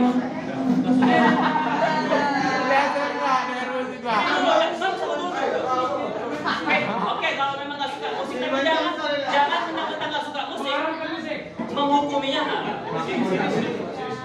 Jadi tadi Bapak bilang, zaman Nabi kan memang kadang ada suatu kejadian pernah, ada pesta, Nabi suruh minumkan kasidah. Tapi pernah juga suatu ketika Nabi melarang, karena Nabi pernah bersabda, nanti di akhir masa atau gimana di suatu masa, Ada suatu kaum. di zaman itu nanti lah akan ada kelompok manusia, masyarakat atau umat yang menghalalkan 3 tadi apa tuh? Pakai sutra seksi, terus homer dan musik. Kalau itu digabung, maka hukum musiknya jadi karena mengikut yang sebelumnya. Kalau dia berdiri sendiri, kalau musik itu berdiri sendiri apa hukumnya? Kalau musik itu berdiri sendiri, jadi hukumnya apa? Hukumnya jadi apa hukumnya?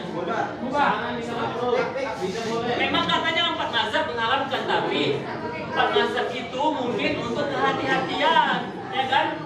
Kalau diharamkan, Pak. Pak, ulangi lagi. Ulangi lagi. Simpan dulu itu nonton apa pada makanya ada. Berarti di zaman Rasul, Pak, udah ada musik, Pak. Haram lah itu, Pak. Di zaman Rasul udah ada musik, lagu Tolak Al-Badru itu, Pak.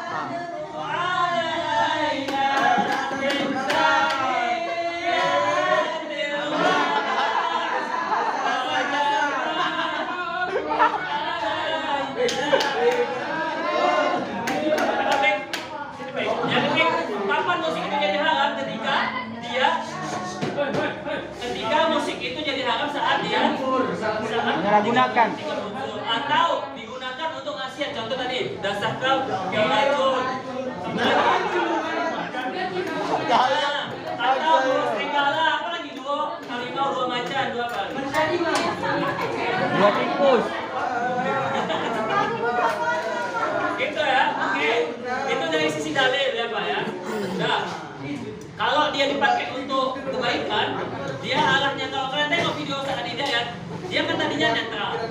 Kalau dipakai untuk kebaikan, kan mengisi syair-syair kayak kita menghafal alfiah, kayak kita untuk mengingatkan kematian tadi apa? Bila Soil. datang memanggil. Bila sampai kagak. Selimut putih. Tapi bukan selimut tetangga ya, kalau selimut tetangga. Selimut tetangga. Hangatkan kubur situ.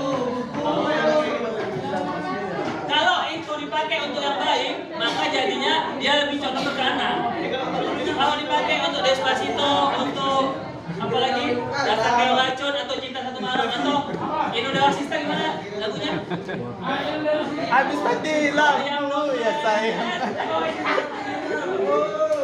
Malam Padamu ya sayang. Oh, goyang tumbang ya kan? Atau goyang nasi padang, goyang nasi. Yang juga. Nanti tunggu ya. Jadi itu dia kita singkat dulu intinya bahwa musik itu tadinya adalah sesuatu yang mubah. Kalau dia digunakan untuk yang baik, jadi dia condong ke kanan. Kalau dia digunakan untuk yang maksiat, condong ke kiri. Apalagi gabung dengan tadi di Trisna apa di Sinta apa? Di satu ada di dugumnya. Di Tresa tadi di Dugum Barcelona. Di mana lagi? Topik biasa dugum di mana apa? Ada Pak, Amba Pak. Kalau kayak gitu udah jelas jadi haram Pak. Oh di atas benar. Mana? Kasih tahu lah. Aja lah. Jadi kau masuk mana lagi? Keyboard itu dia condongnya gini, kalau dia berisikan maksiat, kalau dia membawakan lagu-lagu yang netral, kalau dia membawa lagu-lagu yang umum, mungkin hukumannya makruh lah, makruh. Tapi dia tetap harus dibalas karena capeknya kan katanya. Bapak ini dugem dia bapak, ini dia dugem. Kalau dibawanya yang lagu maksiat untuk keyboard malampir jelas jadi haram. Lagu Piala Dunia itu kan nggak ada mengundang maksiat, nggak ada mengundang kesyirikan, nggak ada buat kita jadi rasis, nggak masalah kan? Yang sebenarnya Samina Mina itu mungkin oke lah. Stamina. Itu mungkin bisa jelas haram karena Shakira pakai bajunya ternyata disiksa. Matikan aja. Ada kesimpulannya, kita menyimpulkan sesuatu yang memang bukan hukumnya mutlak. Contohnya kayak Sering. ya kan, kalau kita menghukumi musik tadi, sesuatu yang apa namanya kan? Hukumnya apa? Hukum musik itu atau musik itu adalah satu jenis yang benda yang netral. Benda yang apa tadi? Sama seperti yang tadi apa cinta, ya kan? Cinta itu hukumnya apa? Salah, hukumnya masih di tengah-tengah. Ketika bisa digunakan untuk kebaikan, jadi bagus, malah jadi wajib. Contoh mencintai siapa yang wajib? Allah, Rasulullah, orang tua, istri juga anak. Udah besti.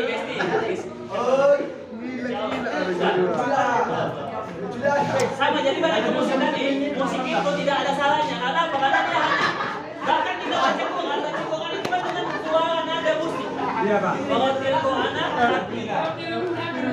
jadi bukan salah musiknya, ibarat seperti Bapak bilang seperti apa? Seperti pena ya, bisa dipakai untuk yang baik, jadi baik. Bisa untuk menulis, ya kan, untuk kita mencatat. Jadi apa namanya? Sesuatunya bisa menghasilkan sesuatu yang coba simpan dulu ini. Sama kayak handphone juga kan? HP ini, kalau dipakai untuk belajar, ketika dosen lagi ini jadi apa? HP laknat namanya. Bukan lagi alam, ya kan? Iya Pak. Udah capek-capek, bicara sekarang ya kan? Abo ini. Tapi kalau dipakai untuk apa misalnya? Adi Hidayat, Sosoma, Salam Sah, untuk tadi menghafal, mencari tugas, apalagi untuk mencari jawaban lagi ujian. Itu jadi baik. Jadi sesuatu itu netral, jangan salahkan sesuatu itu walaupun dalilnya mungkin ada yang mengatakan itu haram, tapi tengok konteksnya. Sama seperti yang Bapak bilang kemarin. Apa namanya? Yang kemarin kita bahas isbal itu isbal. Kan dia tengok apa maksudnya? Rupanya maksudnya karena dia sombong, karena dia mengikuti dulu aja dulu. Sekarang Pak yang isbal dan sombong kan? Isbal yang sombong. Dia yang sombong, hadis yang sombong. Kan ada hadis juga yang nggak sombong. Hadis yang nggak sombong itu, hadis yang nggak sombong itu, hadis yang tidak sombong diikat sama hadis yang sombong. Jadi dikunci sama hadisnya sombong. Intinya adalah Oke, apa? Kalau di sini. Udah bisa? Udah konsen? Kami itu logonya. Udah siap? Nah, kayak gini dah. Jadi kan tadi ada isbal contoh tadi kan. Tadi kita sebelum masuk musik tadi kan nggak masalah sama kayak isbal pakaian. Yang nggak sombong diikat atau dikunci sama yang hadis sombong. Jadi intinya sombong. Kemarin kita bapak contohkan kan kayak ini apa? Eli Sugigi, Eliezer. Ngantuk jati nih. Eliezer sama. Kalau ngantuk jati nih. Eli Sugigi. Seandainya ada Nabi bilang jangan tunjuk gigi, kasihan Eli Sugigi.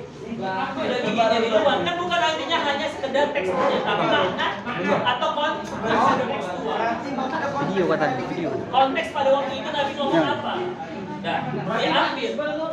Isbal itu kalau dia sombong baru haram. Walaupun ada hadis yang bilang nggak sombong, ada hadis Nabi. Tapi itu Buat filter segitu, harus di zoom kayak YouTuber itu. Kalian di zoomnya, pada intinya Nabi ingin ya mengingatkan yang sombong. Yang haram kalau sombongnya masa pakaian tuh apa banyak pakaian Israel ini kan kain. Apakah kain ini pakaian ini bisa memasukkan orang ke neraka? Dia nggak ada salahnya. Pakaian nggak ada salahnya. Pakaian celana yang Israel itu tidak bisa mempengaruhi, tidak bisa membuat sesuatu berdampak atau membuat suatu efek manfaat atau mudarat. Tapi yang menyikapinya, tapi siapanya yang bisa menjadikan itu baik? Siapanya atau kitanya kan yang membuat itu jadi baik atau jadi buruk? Maka kesimpulannya, mau itu musik, mau itu pakaian, atau yang mendalamkan kita di perasaan, cinta, semuanya itu tergantung kembalinya kepada Kita. kembali kepada manusia. Jadi sesuatu hukum itu tidak bisa langsung berdiri sendiri. Kitanya yang menyikapi, kita yang mengisi hukum itu, kita yang mengisi sesuatu itu, kecuali memang rukun iman atau rukun Islam itu udah mutlak berdiri sendiri. Itu tentang lagi udah apa namanya kajiannya usul. Apa tuh usul? Sedikit. Yang apanya yang Asal. usul ada huruf. Usul itu apa aja? Rukun iman sama rukun Islam. Kalau huruf selain itu semuanya tadi mau itu musik apa lagi kalau mau itu pakaian makanya Sunan Kalijaga dia nggak pakai baju koko, nggak pakai peci. Sunan Kalijaga dia pakai apa?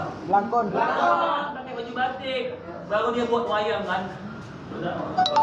Bumi gonjang-ganjing pada suatu hari 12 Rabiul Awal lahirlah seorang nabi yang dikandung oleh ibunya Siti Aminah. Pokoknya dibuatlah wayang itu jadi sejarah. Seperti itu. Kalau tidak menggunakan cara itu, Pak, bayangkan nggak bisa lagi Islam masuk. Kenapa? Karena udah ratusan tahun budaya Jawa atau Hindu itu melekat. Jadi caranya gimana? Dengan wayang, terus dengan ada tahlilan, ada acara maulidan, yasinan, nuzul Quran, apalagi unggahan, halal bihalal, muharaman. Dengan adanya itu sumber, itu dakwanya asimilasi namanya. Tahu? Asimilasi kultural, perpaduan antara budaya dan nilai-nilai agama ya, bukan ajaran agama. Sehingga masuklah orang-orang Jawa jadi kerajaan Islam. Apa kerajaan pertama Islam di Jawa? Mataram. Asli di Aceh. Kalau di Medan namanya Istana Maimun. Kerajaan Melayu Dewi. Kalau sekarang ada Dewi Pak, ada Dewi Tua, ada Dewi Mul. Iya, enggak maksudnya gini. Kalau kerajaan Melayu di Medan, pusatnya kan di Medan. Cabangnya banyak. Di Asahan namanya Melayu Asahan. Di Tebing Melayu Tebing. Melayu Langkat. Ada istana di Malangas di Tanjung Malangan. Apa lagi? Pantot. Ada juga di Pekanbaru Istana Siak. Di Malaysia juga ada Melayunya Pak. Melayu Kelantan. Melayu Johor. Nah itulah Melayu. Ya itulah dia Islam menyatukan budaya. Jadi bukan salahkan budayanya, bukan salahkan musiknya. Yang salah orang yang menyikapi itu. Kalau diarahkan musik, Allah sendiri adalah instrumental, maha instrumen. Allah sendiri adalah maha pemusik, maha instrumen yang maha hebat. Kenapa? Dia membuat suara-suara dari hujan. Kan setiap ada hujan kan ada bunyinya kan tik bunyi hujan di atas. Atau suara di pagi hari ada cuitan burung, ada ayam yang ayam-ayam yang berkokok buku mengingatkan supaya rezeki kita jangan sampai dimatok ayamnya.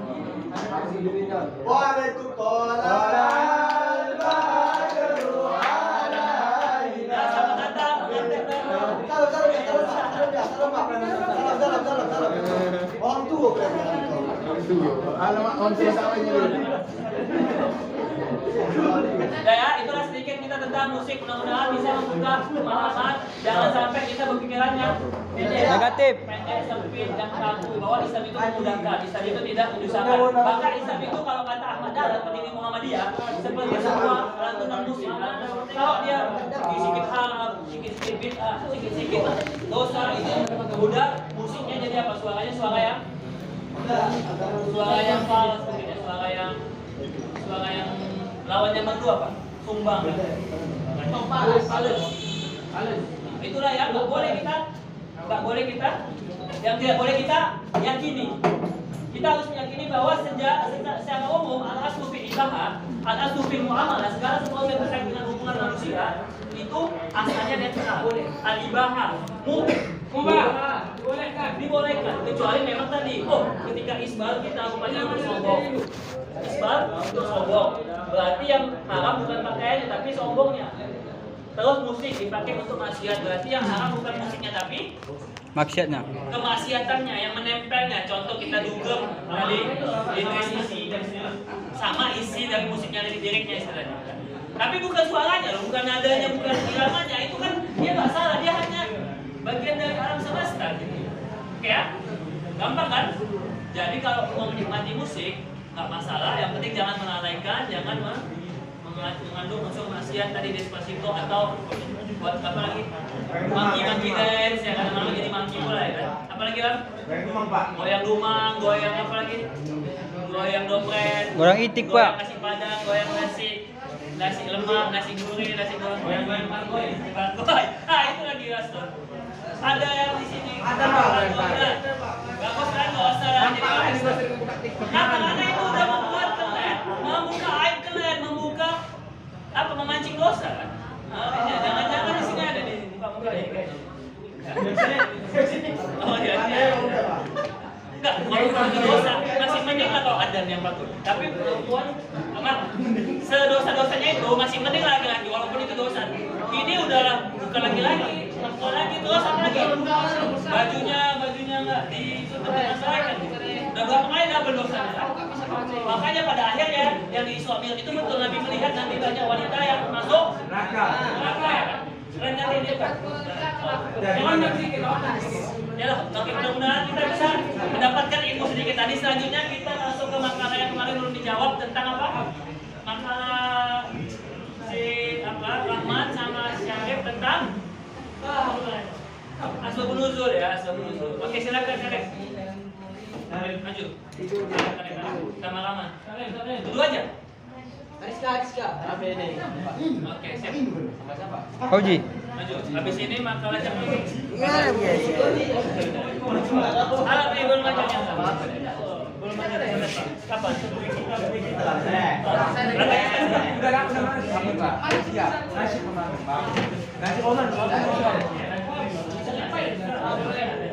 Oh, dua-duanya boleh. Ya dua-duanya biar duduk dia tadi.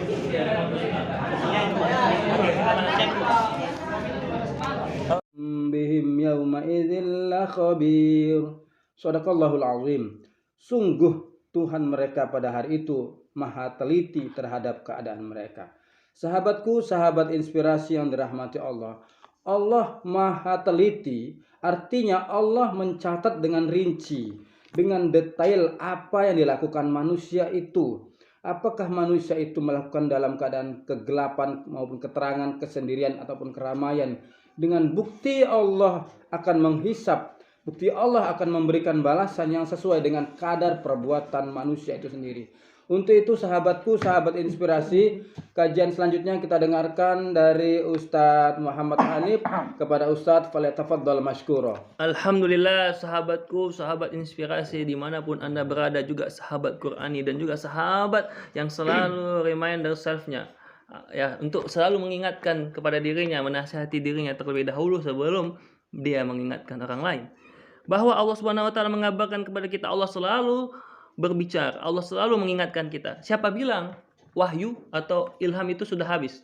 Setiap hari, setiap detik, setiap saat Allah bilang ya ayyuhallazina amanu, ya ayyuhallazina Ustaz Heri, ya ayyuhallazina Ustaz Dafa. Semuanya Allah panggil, semuanya Allah ingatkan. Tentunya itu menjadi remind kita, ya kan? Self reminder kita bahwa kita ini semua senantiasa lah hendaknya kita untuk kita dapat selalu mengutamakan Allah, untuk kita selalu menghadirkan Allah dalam segala halnya, dalam segala kegiatan kita. Ialah kita ini ibadah ilahi anta ya Allah, anta maksudi ya Allah, wa ridhoka matulibi. Ya Allah, lastu lil firdaus. Memang kita tidak layak ini untuk masuk ke dalam surga Allah. Namun, kalaulah bukan karena rahmat Allah, kalaulah bukan karena perlindungan Allah, ridhonya, tentunya kita akan merasa hina dan tidak akan ada apa-apanya. Hari ini motivasinya adalah bahwa kita selalu mengutamakan Allah, menghadirkan Allah dalam segala sesuatunya. Kalau memang kita mau ibadah, kita mau belajar, mahasiswa-mahasiswa semuanya, kalau kita mau bekerja hanya sekedar mengharapkan dunia, apalah dunia ini? Walal akhiratu khairu abqa. Maka tujuannya hanya Allah. Ketika kita beribadah, ketika kita sholat karena di depan mertua, maka itu jadi sholat yang buruk sekali. Ketika kita mengharap hanya surga Allah, maka itu adalah sebuah kesyirikan yang nyata. Kalau kita kaji dalam kitab tasawufnya, bukan tidak boleh kita mengharap ibadah, boleh, tapi bagi anak-anak SD silakan mengharap pamrih. Masa ibadah transaksional? Bagus kita ke pajak aja kalau tahu kayak gitu. Maka na'udzubillah, kalau hanya mengharap ibadah hanya karena mengharap surga, kata Allah, makanlah surga itu. Suka hatimu lah, karapmu kita ibadah karena surgamu. Nanti di akhirat Allah tidak akan mau menengok kita sedikit pun. Na'udzubillahi summa na'udzubillahi min zalik. Subhanallah, alhamdulillah, luar biasa pemaparan. Dan mengetahui bahwa apabila kita sudah berpindah alam dari dunia ke alam kubur, maka kita akan menyaksikan sendiri, kita akan mempertanggungjawabkan semua amal kita di dunia ini. Sebelum nantinya juga kita akan dikeluarkan, dibangkitkan pada hari kiamat untuk juga mempertanggungjawabkan amal kita. Di alam kubur kita mempertanggungjawabkan, di alam akhirat selanjutnya kita juga akan mempertanggungjawabkan. Apakah kita mendapatkan nikmat, apakah kita mendapatkan azab, itu tergantung sekarang kita masih hidup di dunia ini. Sahabatku, sahabat inspirasi yang dirahmati Allah, untuk kajian selanjutnya hadir bersama kita Ustadz Muhammad Hanif selaku dosen UIN, Ustadz muda intelektual. Kepada Ustadz, falyatafaddal mashkura. Alhamdulillah, sahabatku, sahabat inspirasi dimanapun Anda berada, sahabat Qurani, sahabat tazkiratul maut yang selalu mengingat-ingat kematian di dalam dirinya yang nantinya akan mendatanginya. Kita ketahui bahwa banyak sekarang ini fenomena-fenomena, atau bahkan dari dulu kita telah lihat mereka-mereka yang berharta, yang kaya, pejabat, seakan merasa hebat kali. Sangkanya dia akan hidup selamanya. Dia rasa ini dia tidak akan dibangkitkan lagi oleh Allah Subhanahu wa taala. Atau ada juga yang merasa ya sabu anna malahu ahlada, hartanya tak ada habis-habisnya, istilahnya tidak berseri. Sampai 7 turunan harta itu. Namun apa yang terjadi? Dia nantinya tentunya akan Allah wafatkan dan Allah akan mintai pertanggungjawabkan. Karena di suatu masa nanti akan datang masa di mana kita nantinya akan ditanya, kemana harta kita belanjakan, kita sedekahkan, amal-amal kita yang kita lakukan. Al-yauma nakhtimu ala afwahihim wa tukallimuna aydihim. Di saat itu, di hari itu, tidak bisa kita berkata apa-apa. Hari itu mulut kita terkunci jelas. Ya kan, tidak ada lagi kebohongan, tidak ada lagi hoax, tidak ada lagi konspirasi dan lain-lainnya di hari akhirat itu. Bahkan sebelumnya di dalam kubur atau di alam barzah itu, yaitu akan datang masa nanti mulut kita akan terkunci. Yang berkata itu apa? Yaitu tangan kita. Tentang apa yang telah dilakukannya. Ngapain kita di bumi ini? Apakah kita memberi? Apakah kita mengamalkan tangan di atas lebih baik dari tangan di bawah? Apakah kita berusaha menolong orang? Bukan ringan tangan dalam arti seperti apa? Berusaha untuk memberikan bantuan kebaikan-kebaikan. Itulah dia. Dan saat itu juga, kemana kaki kita akan melangkah? Langkah ke majelis taklim kah? Atau kepada mahasiswa-mahasiswa? Apakah melangkahnya ke perpustakaan? Atau malah sebaliknya? Itulah dia motivasinya hari ini. Bagaimana nanti ketika kita dibawa di dalam kubur kita, didorong dalam kubur kita, diangkat jenazah kita, nanti yang akan tinggal bersama kita apa? Hanya adalah amal kita. Amal apa? Bisa amal jariah, bisa ilmu jariah, dan juga anak. Ya. Soalnya yang akan mendoakan kita. Ketika itu 7 langkah Ustaz Heri meninggalkan saya, kuburan, ja'al malakut, datang 2 malaikat. Malaikat yang bertanya, "Man rabbuka ya Ustaz Heri? Ma imamuka?" Apakah Imam Mahdi atau imam apa? Imam masjid atau imam musola? Atau ma kita buka? Apakah kitab Quran ini hanya kita baca saja di mulut saja? Bagaimana banyak orang yang kamin qori wal Quran, banyak orang yang membaca Quran, banyak orang yang hafiz Quran tapi hanya sampai di tenggorokannya saja. Nauzubillah, summa nauzubillahi min zalik. Subhanallah, alhamdulillah, luar biasa. Allah, dosen UIN Sumatera Utara, Ustadz Hanif, pada beliau pada tafadhal masykuran. Alhamdulillah sahabatku, sahabat inspirasi juga sahabat Qurani yang insyaallah mudah-mudahan terus diberkahi Allah dan terus semangat untuk menggali, mentafakuri, mentadaburi apa-apa tanda-tanda bukti-bukti dari kekuasaan Allah Subhanahu wa taala. Bahwa ketika iza zuzilatil ardu zilzalaha atau ketika jibalu, ketika gunung-gunung ini semuanya Allah hamburkan. Semua isi semesta alam yang ada di belahan dunia manapun hancur berkeping-keping seperti haba'am mansurah, debu yang berterbangan yang akhirnya hanya amal ibadah kita lah yang menjadi pedoman kita atau menjadi bekal kita. Tentunya semuanya ini harus kita segera wasari berbuat kebaikan, manfaatkan, jangan sampai kita fa'asaddaqu aku minason, kita menyesal farjina saat dimana di hari tidak ada lagi pertaubadan, tidak ada lagi kebaikan-kebaikan amal ibadah, semuanya sudah ditutup, sudah habis masanya. Oleh karena itu motivasinya hari ini Allah selalu menerima taubat hambanya. Allah Subhanahu wa taala la tayasu min rahmatillah. Jangan sampai kita berputus asa terus walaupun sebanyak apapun dosa kita, sebesar air di lautan, sebesar pasir di pantai, tetap kita kembali kepada Allah. Sebelum hari akhirat itu datang atau sebelum kematian itu mendatangi kita. Bagaimana kita lihat Fir'aun yang jelas-jelas ingin bertaubat, tapi apa jadinya? Apa dinyana? Ternyata Allah tidak bisa menerima taubatnya karena sudah ada sakaratul maut, sudah datang kematian di dalam tenggorokannya. Maka hari ini kita harus juga melihat kembali firman-firman Allah, tanda-tanda kekuasaannya.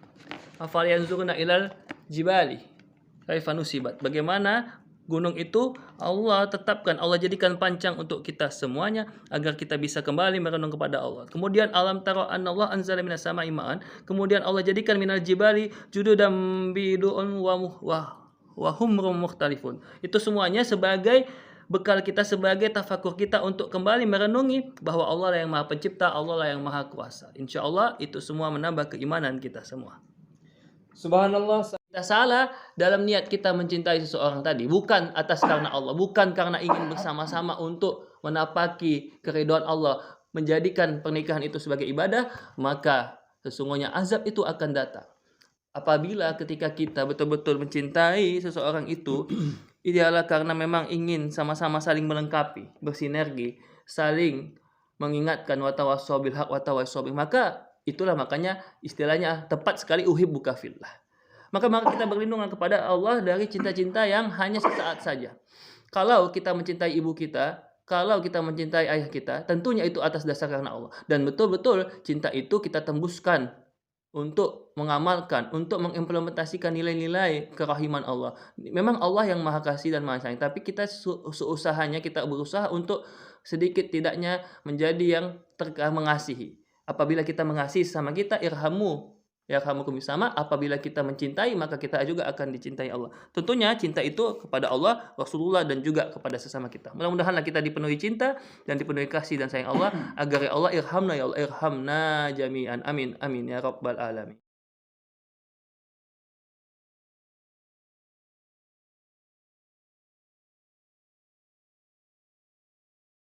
Bermartabat, maju berkelanjutan. Sumatera Utara, Sumatera Utara, Sumatera Utara. 3 kali itu. Selanjutnya hadirin yang dirahmati Allah, mari kita laksanakan muzakarah dan bedah buku Profesor Haji Abdul Somad LC.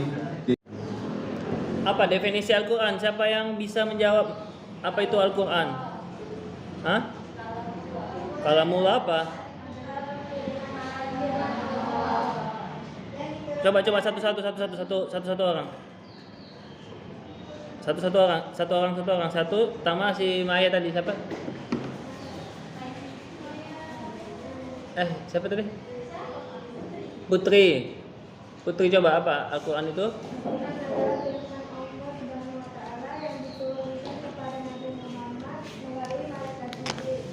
Oke, firman Allah. Ada apa lagi? Coba yang di belakang siapa? Coba apa itu Al-Quran?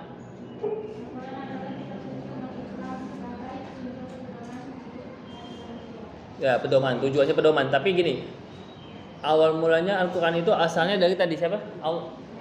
Al-Quran berasal dari firman Allah ya, kalamullah. Yang kemudian ya, malaikat Jibril.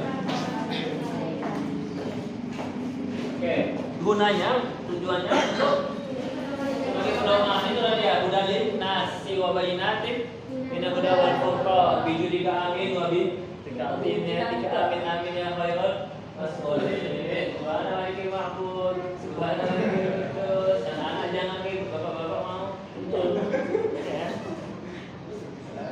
Itu dari kalamullah, artinya dari Allah Subhanahu wa taala. Tapi nggak bisa Allah langsung memberikan ke siapa? Ke manusia. Tidak semua manusia terpilih dan tidak bisa langsung ya kepada Nabi. Dan manusia yang terpilih itu namanya ialah manusia yang terpilih itu disebut juga dengan sebaik-baik manusia, khairul nas atau insan kamil kalau bahasa tasawufnya. Terus dia sayyidul anbiya'i wal mursalin, khatamul anbiya'i wal mursalin, sebaik-baik para nabi, penutup para nabi, sebaik-baik para nabi. Dan dia juga, dan Nabi Muhammad sendiri menyebut dirinya sayyidul alam, walaupun katanya ini doi, sayyidul alam, penghulunya manusia, intinya manusia. Makanya kita ketika sholawat pakai sayyidina. Dari mana dalilnya? Dari qiyas atau dari dalil umum perkataan Nabi yang tadi, bahwa dia sesungguhnya Nabi itu diriku adalah sayyidul alam. Gak mungkin Nabi bilang dirinya sayyidina atau sayyid ana sayyidu Muhammadin atau gitu kan. Tapi dia secara bijak, Nabi itu secara cerdas, kalimatnya apa ya? Kalimat yang metafora kan. Jadi dia gitu. Inginnya sebenarnya kita menghormati dia, bukan menghormati sosoknya, tapi menghormati apa yang dihormati. Yang dihormati kedudukannya sebagai nabi. Maka kita ucapkan Sayyidina Muhammad untuk adab kita. Adab itu segalanya. Gak ada pun hukum tentang menyebut Sayyidina, seandainya pun gak ada hadis Sayyidul Alam itu tak ditemukan sama sekali. Atau bahkan seandainya pun Nabi melarang kita ngomong dia jangan sebut-sebut aku Sayyidina apa, nanti kalian masuk neraka. Itu hanya ucapan tawaduk Nabi. Kalau seandainya ada kalimat itu, hukum di bawah adab, kan itu al-adabu fawqa. Seandainya pun Nabi melarang, tetap harus kita lawan larangan Nabi, karena larangan Nabi bukan berarti larangan. Contoh misalnya, si Rizky Bandel kan bapak bilang kan, jangan manjat, artinya udahlah manjat-manjat aku, jangan kau main-main, udah main-main game aku situ. Perintah tapi untuk larangan. Seandainya pun ada Nabi ngomong kayak gitu. Jadi kok ada yang nanya, mana nih dalilnya? Mana perintahnya? Ya, katanya balik. Mana larangannya sih ditunjukkan? Kita kembalikan gitu kan. Oke, jadi dia Sayyidina Muhammad. Kalau kita nggak mengenai Sayyidina Muhammad, emang itu atau kita? Ya, Nabi Muhammad itu wah kita. Pak di kita kan sudah kan itu ada Nabi kita. Kalau kita nggak mau muliakan dia, udahlah.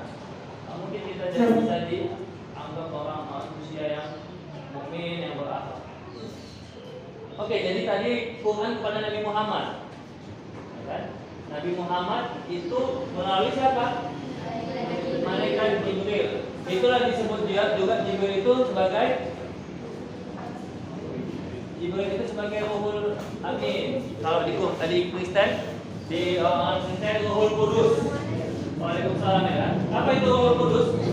Ruhul Kudus itu kalau disebut di sana namanya Gabriel. Tahu Gabriel Yesus. Nah kan? Tahu ya, main bola. Kalau Nabi Muhammad sebutnya Muhammad atau Med. Kalau Nabi Nuh apa istilahnya disebut dia apa? Yang ini lagu dengan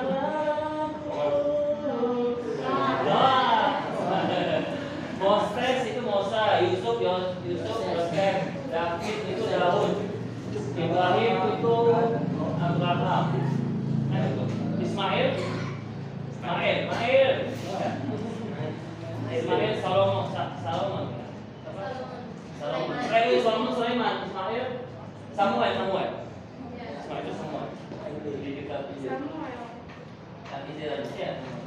Oke, Nabi Isa lah baru namanya Yesus. Apa beda kita sama Nabi? Apa kesamaan? Bagaimana? Ada nggak benarnya ada kesamaan? Ada nggak titik temunya antara Islam dan Kristen terhadap Nabi Isa? Di mana kesamaan? Nabi Isa itu di Islam sebagai apa? Sebagai Nabi kan? Berarti dia berarti kalau dia kita anggap sebagai Nabi bahkan ulul azmi, berarti harus kita apakan? Bagaimana keyakinan kita? Mesti dimuliakan, diimani dan dimuliakan. Nah, orang-orang Kristen tetangga sebelah dia dimuliakan juga, tapi memuliakannya berlebihan sampai menganggapnya sebagai anak Tuhan. Padahal salah qul huwallahu ahad. Allah Subhanahu wa taala nanti Nabi Isa di akhir zaman ketika ada Nabi Dajjal dia turun atau dia dihidupkan kembali, ada pendapat ulama untuk menyadarkan, mengembalikan orang-orang Nasrani yang tersesat. Oke. Nabi Muhammad mendapat wahyu. Bagaimana Nabi Muhammad menerima wahyu? Ada cara-caranya atau ada Nabi Muhammad itu keadaan-keadaan Nabi ketika mendapat wahyu bermacam-macam. Di antaranya gimana? Kapan saat Nabi dapat wahyu? Ya, di gua Hira ketika Nabi sedang berzikir, sedang tafakur, belum ada sholat, namanya zikir tafakur. Tiba-tiba datang Jibril menyamar sebagai malaikat. Jibril pertama kali jumpa Nabi menyamar, ya kan namanya malaikat bisa berubah-ubah bentuk. Sebagai apa? Sebagai manusia. Ini nanti berkali-kali, ada hampir 3 kali Jibril itu berubah bentuk sebagai manusia, tinggi, besar, tegap, hampir 2 meter. Jadi pas masuk gua itu dia sampai nunduk gitu kan, dengan apa? Perawakan yang baju jubah putih, kulitnya putih gitu kan. Dan tidak pernah Nabi lihat songan. Jadi wajahnya enggak ada asing gitu kan. Tak pernah ada. Berarti itu tandanya malaikat Jibril dengan dia membawa apa? Wahyu Al-Qur'an. Apa membawa wahyunya dengan buntai, dengan kertas wahyunya bentuknya. Jadi kayak mana yang dibawanya kayak mana? Apa yang cara membawanya gimana? Maka sebenarnya yang dibawa malaikat Jibril ini adalah sebuah ide istilahnya, sebuah ilham, atau kalau bagi Nabi namanya wahyu, inspirasi lah istilahnya, dibawakan kepada Nabi Muhammad, disugeskan, ditanamkan. Makanya ketika itu Nabi disuruh baca Iqra, baca lah. Akhirnya Nabi bilang nggak bisa. Ya, jadi bukan disuruh baca buku kertas dulu, nggak ada, susah kertas dulu. Jadi Jibril nggak bawa kertas, jadi yang disuruh baca itu apa? Makna Iqra itu apa sebenarnya? Membaca apa?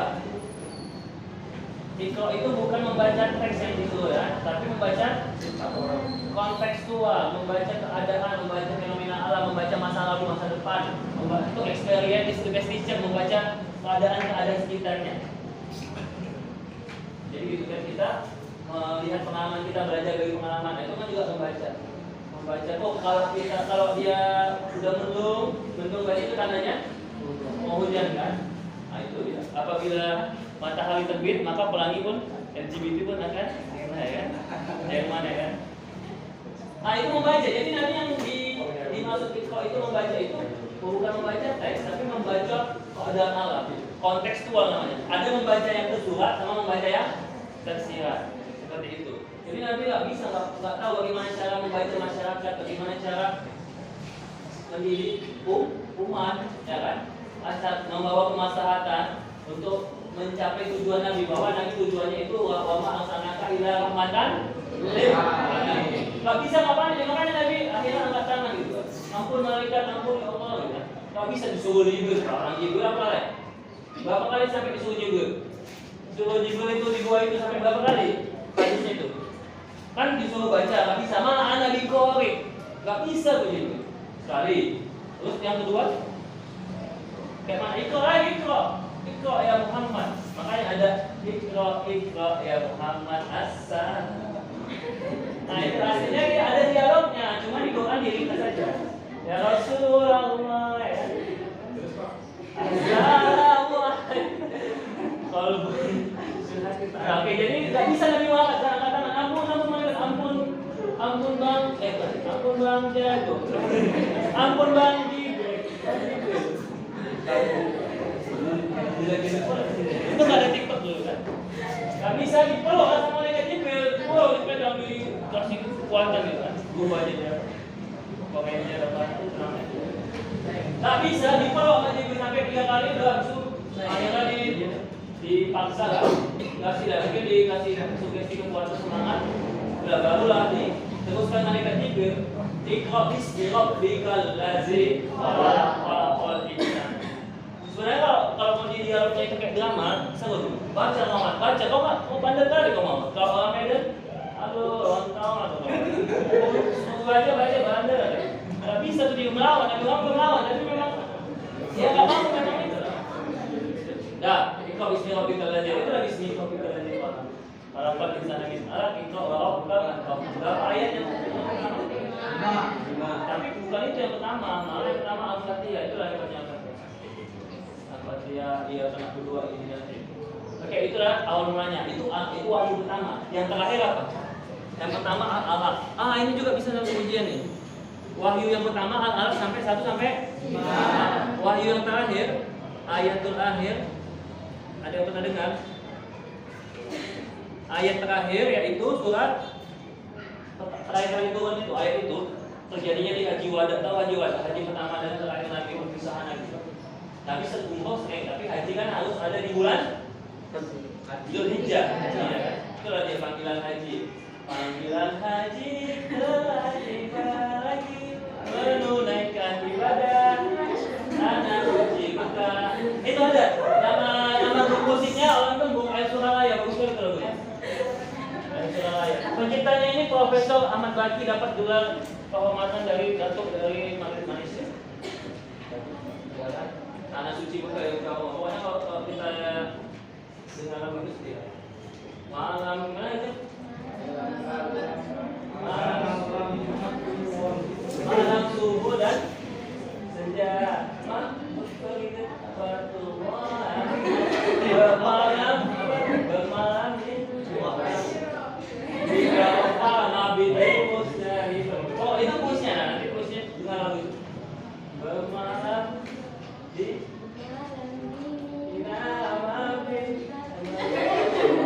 mantan 3 Jumat. Sedih apa bikin kita semangat pesantren. Jadi harus diniatkan juga gitu. Kalau nggak bisa aja kita kumpul kan, insyaallah. Oke. Jadi tadi ayat terakhir itu di Haji Wada. Saat itu semua sahabat berkumpul. Ketika itu Nabi menyampaikan larangan dulu.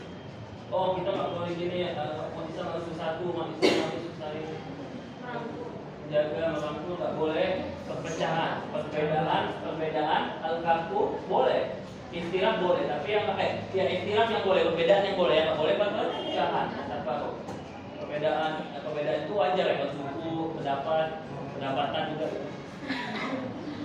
Oke, itu tadi ada beberapa perintahnya, ada beberapa perintah dari pesan Nabi Haji Wada. Udah selesai Nabi khutbah, udah selesai Nabi menyampaikan perintah itu larangan, barulah turun ayat terakhir. Datang Jibril membisikkan ayat terakhir. Apa ayatnya? Ayat Maidah ayat 3 itu langsung kita baca kalau kita nanti sore. Apa? Kita ambil ujungnya. Wabil itu billahi rabba wabil Islam Madinah. Ayat awalnya apa?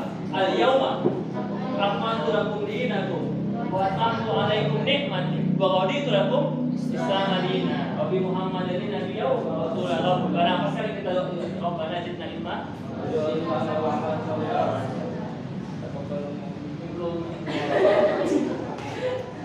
Ayat itu loh, ketika Nabi selesai mengucapkan, melafazkan ayat itu, tiba-tiba semuanya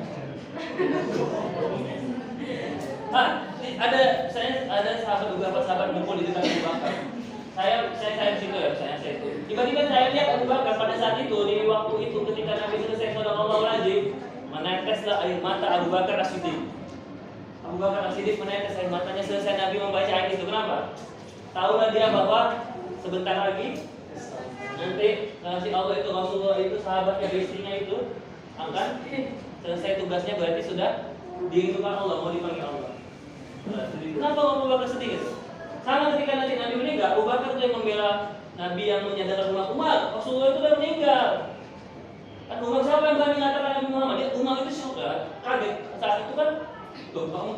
meninggal, masa seorang nabi yang mulia itu meninggal? Barulah dibacakan Abu Bakar, apabila engkau menyembah kepada Allah, ayatnya, jika engkau memang menyembah kepada Allah, ya Allah itu maha abadi kan?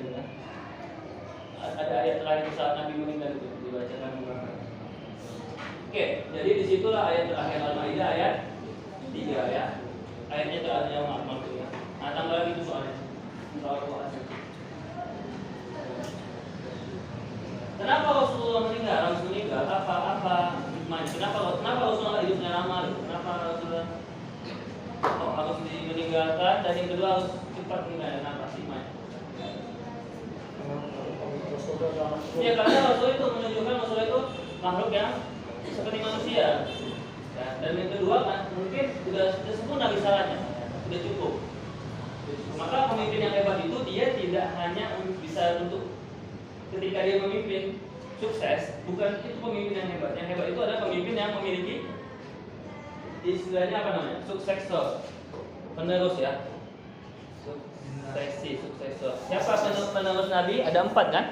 Khalifahnya Abu Bakar, Umar, Utsman, apa nama Ali.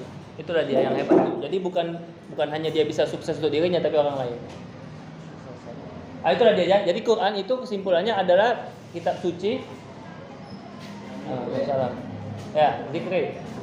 Apa Quran? Coba definisikan Quran dulu. Sini, definisikan Quran dulu. Quran itu apa? Adalah kalam Allah al-munazzalu ala nabiyina Muhammad biwasitati Jibril. Terus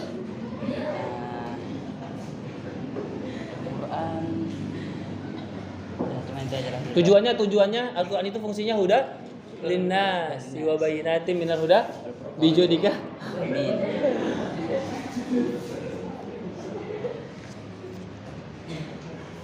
Al-Quran kalau bahasa Arabnya gini, kalamullah al-munazzalu li Nabi Muhammad sallallahu alaihi wasallam biwasitati malaikat biwasitati Jibril, al-manqul bitawatir, yang dia disampaikan kepada kita dengan mutawatir. Mutawatir itu dengan banyak saksinya.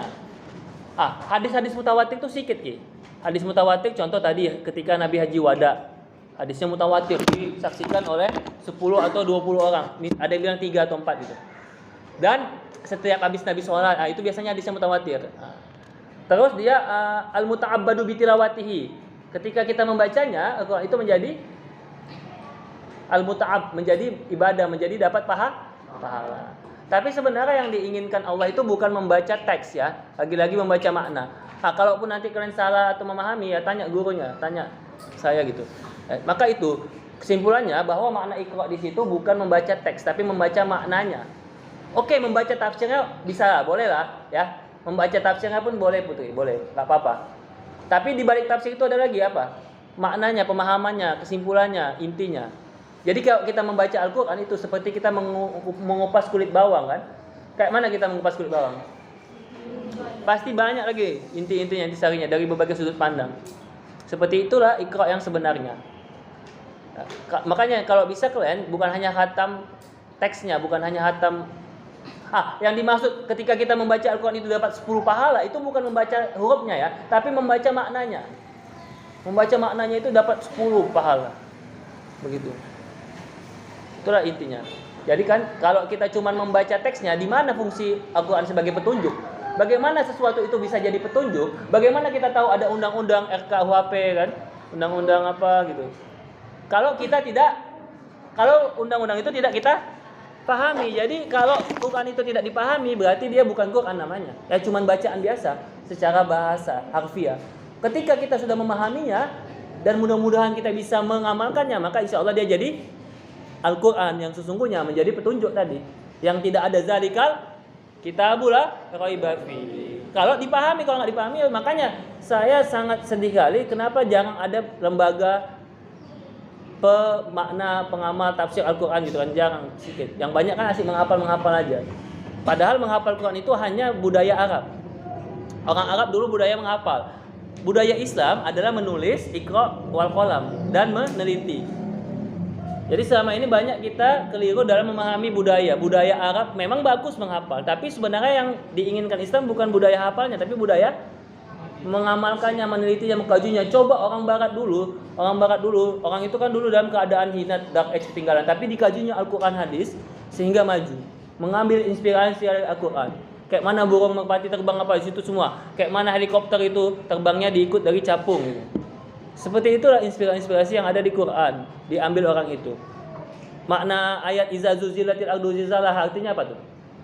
Iza zulzilatil, apabila bumi diguncangkan berguncang, artinya bisa gempa atau kiamat. Orang itu memaknanya sebagai minyak, sumber minyak bumi yang di dalamnya itu harus digali, dikembangkan. Jika dia zulzila akhrajatil ardu asfalaha, terus apa? Iza zulzilatil ardu zilzalaha akhrajatil, maka dia akan keluar minyak bumi itu, dieksplorasi istilahnya. Itu dari amalkan orang barat dari hampir 1000 tahun yang lalu. Jadi kita ini ketinggalan, orang itu yang lebih banyak mengkaji Al-Quran dari sisi sainsnya. Banyak orang-orang yang ilmuwan masuk Islam mu'alaf karena ilmu pengetahuan. Ketika kita membahas ilmu pengetahuan, otomatis itu pasti akan membahas Al-Quran juga. Gitu dia. Maka tugas juga lagi-lagi kita bahas ilmu pengetahuan itu, kita cari keadaan alam tadi. Oh, kenapa ada gempa bumi, kenapa gunung itu harus meletus gitu. Itu nanti larinya kepada apa? Ujungnya nanti bisa menambah keimanan kita kepada Allah. Maka ada nanti ayatnya qaulu subhanaka la ilma lana illa ma 'allamtana. Subhanaka faqina azabannar. Allah begitu dahsyatnya, begitu agungnya ciptaanmu ya Allah. Disitulah kita mengucapkan subhanallah. Ketika kita sudah merasai ketakjuban kehebatan Allah. Itu kalimat subhanallah. Atau Rizki ketika melihat siapa tadi? Melihat Rizka gitu kan, subhanallah, bidadari surga gitu kan. Nah, kayak gitu kan. Itu dua kata yang menggoncangkan ars kan. Kalimatani khafifatani, tapi ringan, tapi dia kalimat itu pahalanya besar. Subhanallah wal alhamdulillah. Kenapa subhanallah itu mengguncang ars? Karena tadi udah kita saksikan kehebatan Allah, kedahsyatannya, ciptaannya, akhirnya kita tunduk sujud kepada Allah. Kita merendahkan diri kita kepada Allah. Subhanallah yang seperti itulah yang nilainya sampai bisa mengguncang langit, ars langit. Kalau cuma subhanallah biasa aja tidak ada maknanya, ya nggak ada apa-apanya gitu. Alhamdulillah bagaimana? Alhamdulillah yang hebat tadi, yang pahalanya berlipat-lipat itu. Alhamdulillah ketika tadi mensyukuri segala sesuatunya dengan penuh lapang dada, diterima. Diresapi nikmat itu sehingga nanti itu menjadi berkah. Seperti itu. Nah, itu jadi banyak umat Islam ini banyak yang keliru, tidak bisa memahami Islam secara mendalam. Islamnya itu hanya sekedar kulitnya. Padahal kalau bicara kulit, nggak perlu diutus Nabi gitu, ataupun Nabi nggak perlu dakwah seberapa tahun selama dakwah Nabi berapa tahun? Nabi berdakwah berapa tahun di Mekah berapa tahun? Nah, 13 tahun, hampir 13 tahun di Mekah. Di Madinah